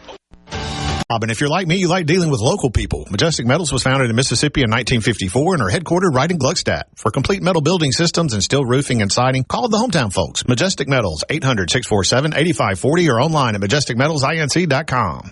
To Good Things with me, Rebecca Turner. It's Mississippi's Radio Happy Hour, weekdays from 2 to 3 p.m. right here on SuperTalk Jackson 97.3. It's so awesome! Middays with Gerard Gibert. Come on, let's get on with the show! On SuperTalk Mississippi.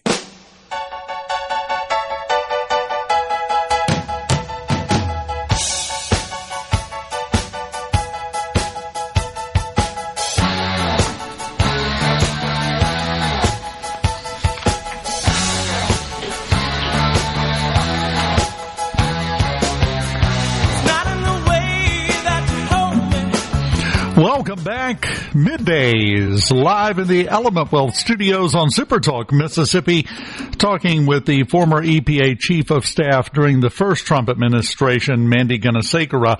We've talked about the flurry of things that have already been done, and there's still a lot of stuff happening today, not in terms of executive orders, but in terms of action.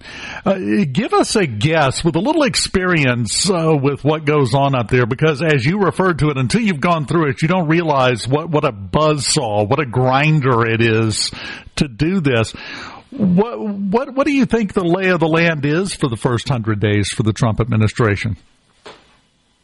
Yeah, certainly. It'll be a continuation of executive order announcements, and that's really important to set the direction of the various agencies. You've already seen a lot of broad sweeping actions that impact a lot of different agencies, but you'll continue to see those sorts of announcements come out. As far as at the agencies, what's going on right now, yesterday at 12:01, you had a small group of people. They're called the landing team. The landing team went into each of the agencies, and these are folks that will fill out strategically important positions in each of the agencies. At EPA, for example, you have someone going in who is a chemicals expert, an air expert, someone who's going to help set up the administrator's office. Recall that Lee Zeldin, former representative from New York, who ran for governor, is going through the nomination process. He should be there relatively soon, but he's got people already there setting up his office, figuring out the communications, the website, laying out the various priorities, and you have a couple of key technical experts, air, chemicals, emergency response, international, as well as general counsel, and then people who have to deal with some of the internal communications between the agency and the White House, and importantly, the Office of Management and Budget, which is basically where any of EPA's regulatory actions ultimately end up before they go through the proposal and then final process. Also, what's going on right now, Dave, yesterday, this was buried, but it's really important. There was a pause memo put out, and basically a pause memo was a document signed by the president that stops any regulations that the Biden administration put out last minute. And man, they put out a ton, and they were crazy. But nonetheless, He paused them. That starts a time clock for a certain period of time. So what you have is those technical experts in the agencies. They're meeting with a lot of the career teams, giving them new political direction, shifting things around. But they are also reviewing any paused actions to determine what to do, whether to let them actually go forward, whether to rescind them, or whether to amend them so that they actually comport with the letter of the law, technical realities, and President Trump's vision of how the Environmental Protection Agency or the Department of Energy or Interior or you name it, how it should actually operate. So that's a little inside scoop of what these folks are going through right now. And the term drinking from a fire hose, if you go up to D.C. and you ask someone, hey, how is it? There's a 75% chance that they're going to say that because it's so much coming at you all at once. It's immense responsibility because you are carrying out something not just that the president said, but that he promised to the American people because it makes a tangible impact one way or the other. And you're balancing all of that with trying to get it done, with a slow moving, sometimes very complacent, sometimes obstinate workforce until they can work all the employment components out as well. Well, and we've, he's put the pause into place. He talked about it during the campaign, and in the months between the election and yesterday, he has talked about dealing with the stranglehold that regulations have on America and the American economy. I would assume, and check me if I'm wrong here, I would assume once we get past this initial period where they're reviewing those last second things, will we start to see some regulations go away? Yeah, absolutely. I mean, the first go round, it was a 2-for-1. So for every new regulation, you had to get 2 off the books. I don't know what it'll be this time. I'll tell you at the end of the administration, we tallied up EPA's actions, and it was actually a 6-to-1 or a 7-to-1. I can't remember exactly, but it was more than the required amount. I think it will be more than that, especially because you saw when the Biden administration came in, they really turned regulatory overreach into overdrive. And they were trying to dictate, what type of water pressure you get from all your various appliances, from dishwashers to washing machines to shower heads. The president has specifically pointed that out. And I'll tell you, he's very sensitive to shower heads, toilets, and faucets. And that's because he's built a lot of hotels and run a lot of clubs. And that is always an issue from patrons coming in complaining about water pressure. So, again, that's a snapshot into things that the president really talks about and really cares about because of his personal experience, alongside the absurdity of someone at the Department of Energy forcing us to use these appliances that they're so efficient you have to run them twice to actually get the things clean, where you used to be able to run one cycle. There's so much going on across the board, and there's a lot of work to be done because the Biden administration, they called it the whole of government response. They use climate change a lot of times as the excuse for this comprehensive, pervasive approach into every facet of American life. And so, that being said, I think each of the agencies, a 10-to-1 or a 15-to-1, there's a lot of opportunities. We'll see how it ultimately shakes out. But there will be a lot of deregulatory activity because the truth is, more regulations do not mean better outcomes. It tends to have an alternative impact. And we saw this at EPA the first go round. When we started paring back and getting rid of regulations that don't do anything to tangibly contribute to fulfillment of the agency's mission, the agency actually operated better and more efficient. And I am so excited. They're not only doing this from a policy perspective this go round, but you also have structural changes around the corner once the Department of Government Efficiency, it's official, but once it really gets up and running and start making recommendations and changes at the agencies to shrink offices and just get rid of the fluff. The fluff in terms of extra offices, extra personnel, extra processes that just create a bureaucratic malaise across the economy that slows down and suppresses economic development, growth, and opportunity.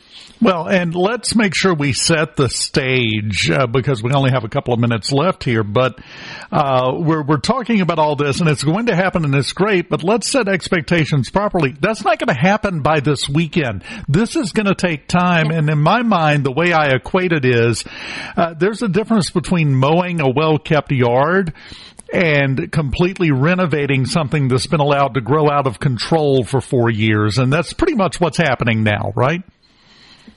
Yeah, I think that's a really good way to put it, Dave. That we are, in some instances, we're taking the house down to the foundation and building it back up. And that does take a lot of time. So I do urge patience. Now, impacts to the market, things that are impacted by signals, we'll start to feel that pretty immediately. You already saw that yesterday with the president being, pro-economy, pro-business, pro-U.S. oil and gas.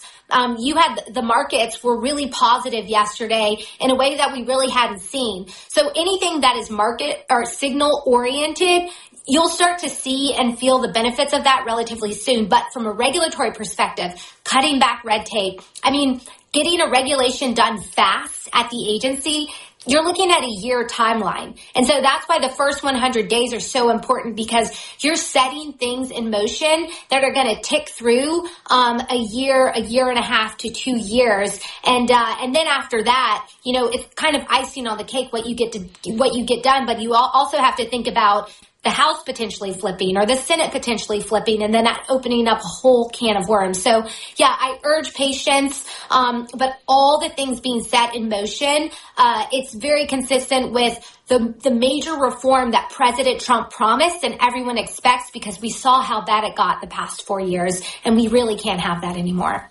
Unfortunately, when you have something that has reached the point of being a disaster, it takes time to clean it up. It takes time to get it back into working order. Anyone who's ever worked on an old project car, an old junk car, to get it back up and running, you know exactly what we're talking about here. So, yeah, just have a little patience. It's going to be fun to watch it happen, but it's not going to happen overnight, no matter how much everybody would like for it to. Any final thoughts, Mandy, before we go? Gosh, we could talk about so many different things, but one of the other policy areas that I'm so excited about is the initiation of really important scientific reviews. This is a little wonky, but there are entire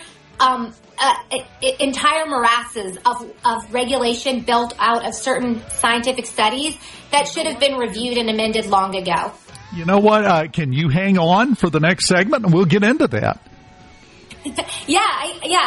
I can, yes. Mandy has no other life than talking to me today. Obviously, I'm just completely monopolizing all of her time, but it's your fault because you brought up an interesting topic. So now you're going to have to talk about it. We will continue with Mandy Gunasekara next on Middays, live in the Element Wealth Studios. Keep it here.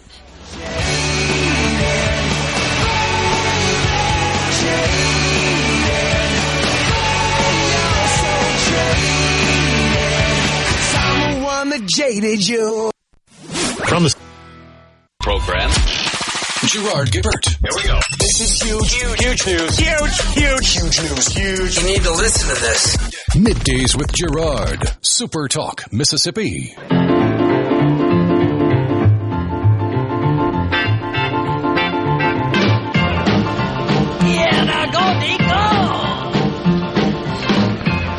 Welcome back. Middays in the Element Wealth Studios. Continuing our efforts to keep Mandy from doing anything productive today. Mandy Gunasekara with us, former EPA Chief of Staff in the first Trump administration. Before we get to what you were bringing up there, I would like to point out that due to the winter storm passing through the South here and along the Gulf Coast, Governor Ron DeSantis of Florida issued an executive order to declare a state of emergency and, clear the way for funding as this comes through. In the wording, I'm reading from the executive order, whereas an area of low pressure moving across the Gulf of America. That's the first time anybody has used that in an official document. So that took 24 hours to start catching on and being used. Just had to say that because I got tickled during the break when I ran across that. Now, before the break, you were talking about the science, and that's one of the things that I hate the most that came out of the pandemic is the phrase "follow the science" has taken on such a negative connotation because of the way it was used and abused during the COVID pandemic. But that's really an important principle we have to follow, isn't it?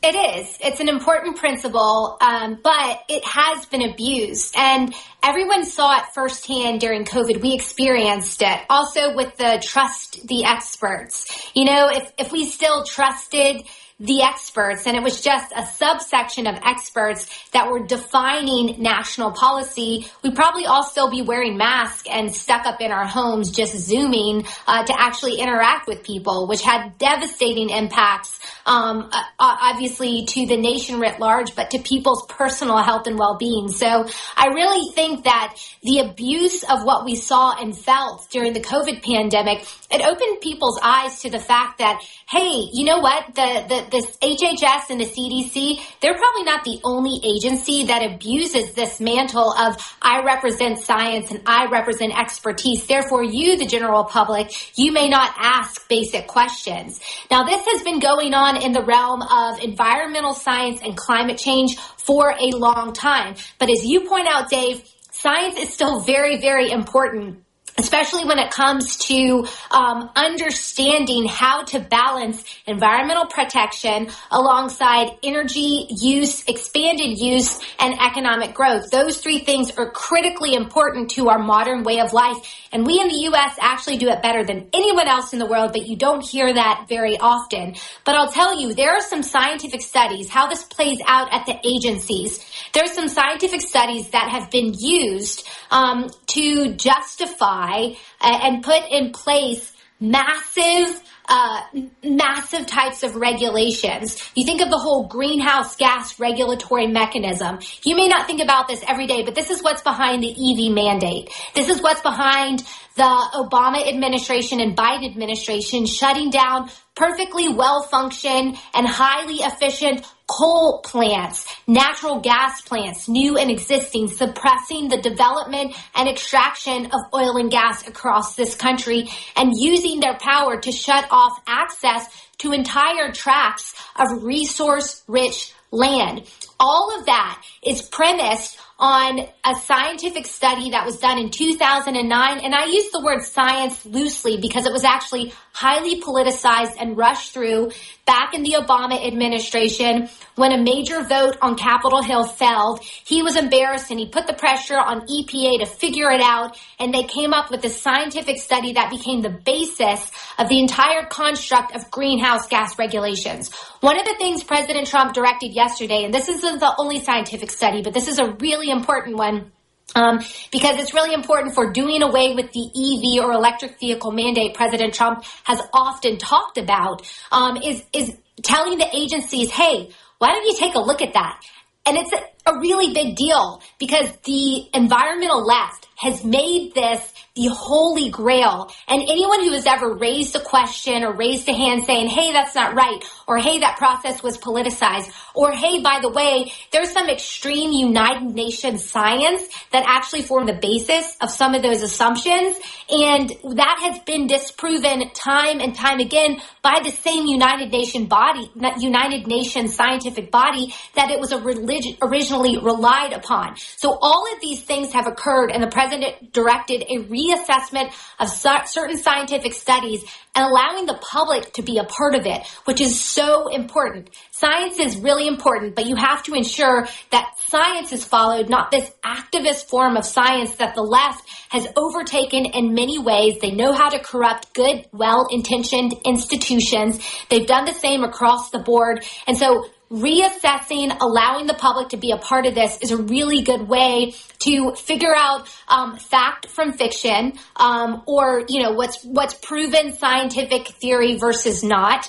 There's variables in the scientific world, and then figuring out what you can actually make sound policy decisions off of, and which should be summarily dismissed because they're either outdated, they were based on an activist perspective, or they were corrupted by political political processes or all the things that occur when the political left comes in and takes over. So it's a really important thing. Again, a little wonky, but it underlies so much of the regulatory overreach that impacts Americans' day-to-day lives.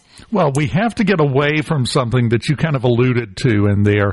For whatever reason, and it worked for them, you can't criticize the result they got, but the left, the Democrats, have turned the word study into almost this magic word, this mantra. All studies are not created equally, and you can't cherry pick and pick the one that backs up your point and ignore the one that came after and said, oops, we got it wrong, which is part of the scientific method. Sometimes you didn't get it right the first time. That's expected. You don't get it right the first time every time, and we have to acknowledge that and be willing to change our course as we continue down the path, and that has not been the case.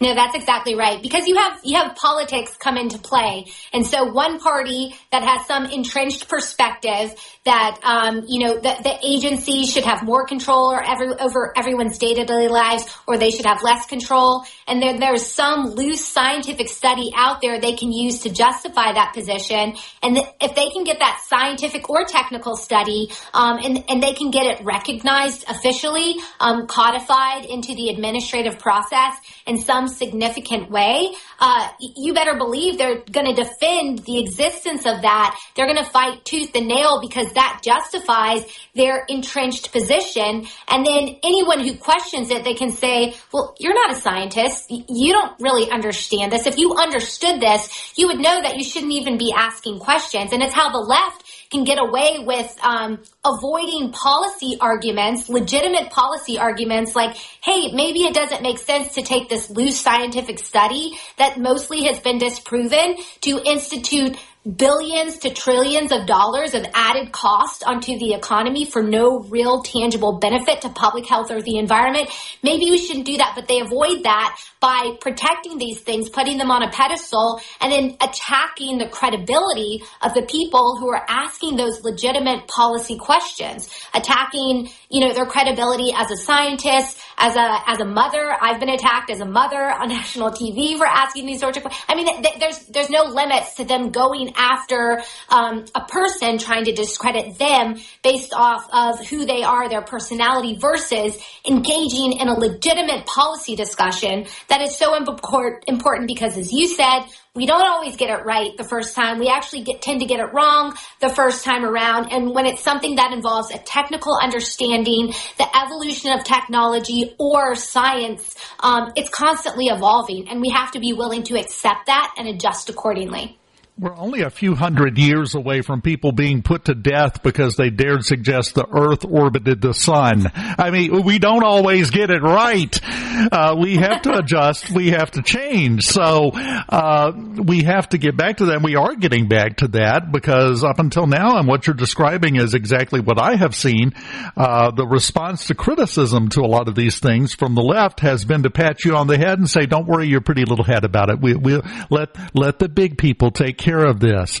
That's what makes, in my opinion, I'm owning this, that's what makes a lot of people that have been doing that on the left over the years just look punchable. Yeah, a lot of them do, actually. Wait till you have to interact with them in person. But, that's where Southern manners comes into play. You can't go around just punching everybody. No. But I don't recommend that, by the way. I'm not recommending that. I want to make sure to get that on record for the ensuing lawsuit. Mandy, I enjoyed it. I always enjoy talking to you. I could talk to you for the next 5 hours, but you have a life, so we'll let you get back to it. Keep us up to date. I have no doubt we'll be checking in with you again to get your take on things because you are extremely knowledgeable and you have a great insider perspective on this. So thank you for taking the time to talk to us today. Yeah, thanks for having me. Mandy Gunasekara, the final segment of Middays in the Element Wealth Studios on a Tuesday morning is on the way next. Keep it here.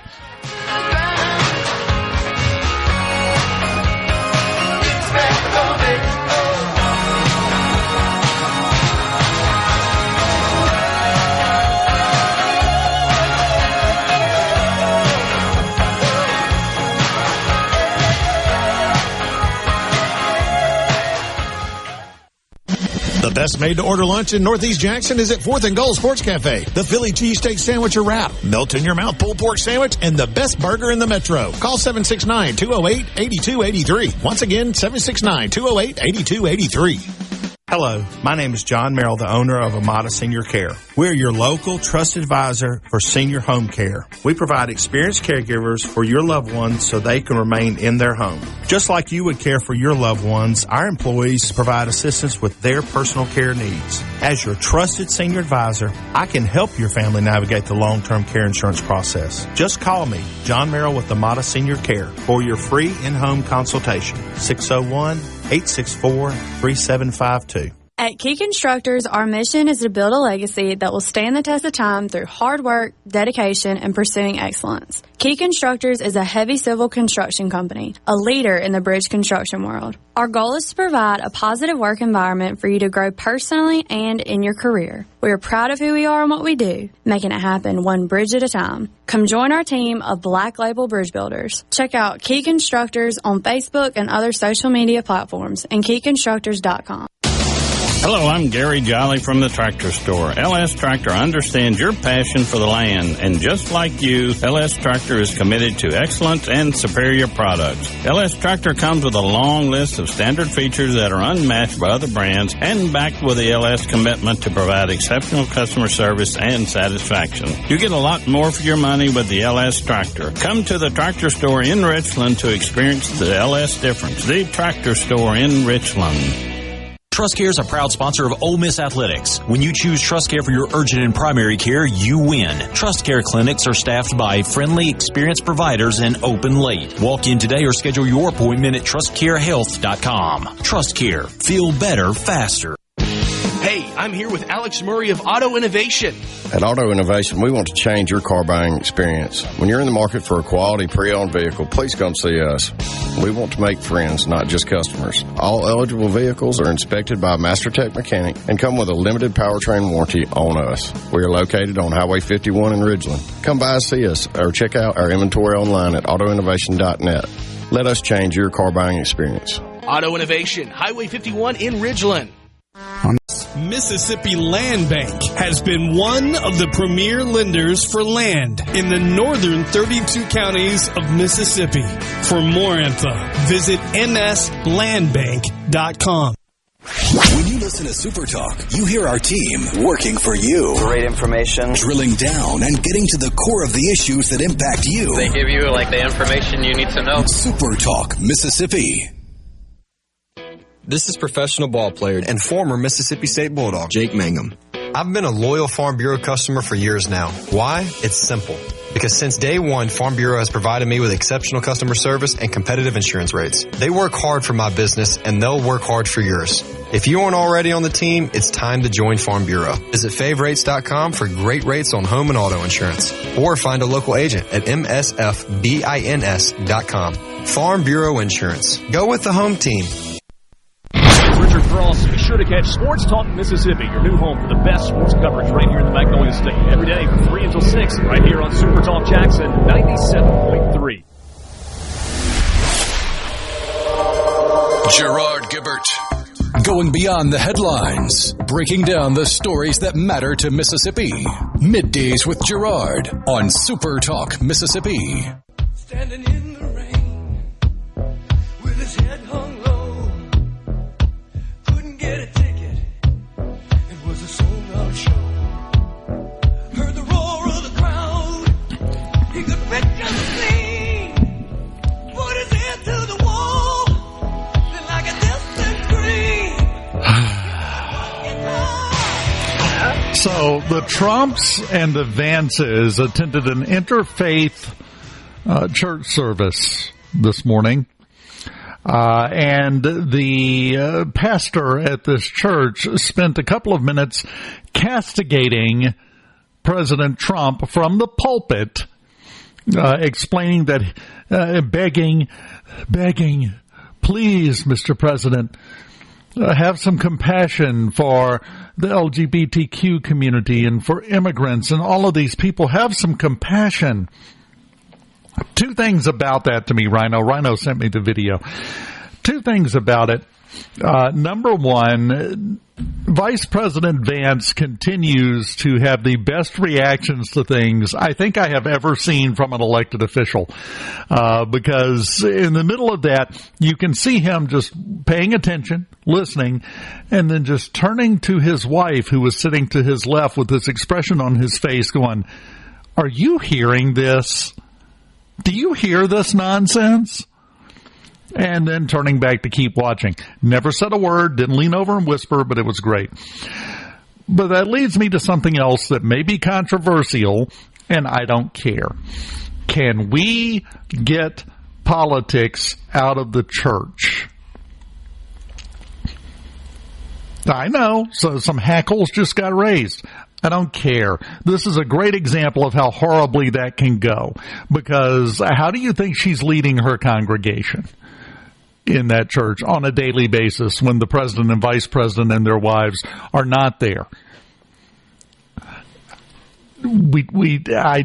That's always been a problem for me, and I think we at some point need to get back to more traditional values when it comes to church and government and common sense. That's just ridiculous.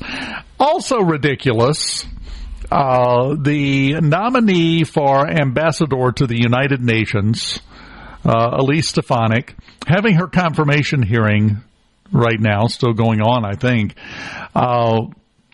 where she is being asked to and being forced to defend Elon Musk's Hitler salute last night. Number one, what does that have to do with anything? We just have to get our time in the camera to gripe about something that we've made up, because I'm sorry, I love Elon Musk. He is a generational level person in terms of genius, in terms of management, in terms of achievement. You're going to have to go back a ways to find somebody that can rise to his level. At the same time, Rhino, would you think it's fair to say he's got more than a touch of the tism? Oh, yeah. Yeah, you cannot judge him. This is the thing that so many people don't understand. I don't care if you're talking about, well, anybody. Look at Nikola Tesla, who he named his electric car after. Look at Thomas Edison. Look at any of the people that we consider to be just top-level geniuses. During their time, everybody thought they were insane. Everybody thought they were weird. Everybody thought they didn't blend in. What's wrong with you? That's a weird dude. I don't know, man. Those weird people, the ones that don't blend in, the ones that don't think along with the masses out there that have a different way of approaching life, they're responsible for the vast majority of progress we have made as a race. They're not going to do things normally. He was not thinking about Adolf Hitler. That was literally his way of showing that he was sending his heart out to them. It's also a Roman salute, if you want to go look it up historically. That did not enter his mind. That was not the intention. That had nothing to do with it. But we are also now back in the period that we got to go through 4 years ago, Rhino, where everything that happens with anyone remotely connected to President Trump is going to be examined just minutely to find something to be upset about. Well, this is a perfect example of a way to filter out the truly ignorant and stupid people among us. If you encounter someone who believes Elon Musk was signaling to Heil Hitler with a Nazi salute, then obviously that person does not have a functioning brain and should be in a straitjacket locked up in a padded room somewhere for their own protection. And the protection of society. Let's just be honest. And that includes any elected official like the idiot from, where is he from, Connecticut? Murphy, that was asking Stefanik that? Yes. Yeah, Senator Murphy, you're a blithering idiot. And what's worse, you're opening your mouth and removing all possible doubt. You're proving it. You're a moron. If that's your approach to approving a UN ambassador, well, what about this other guy? It's got nothing to do with you. That was a Hitler salute, right? Just shut up. let's get down to business, shall we? Enjoyed it, Rhino. We will do it again soon, my friend. Always. See you later.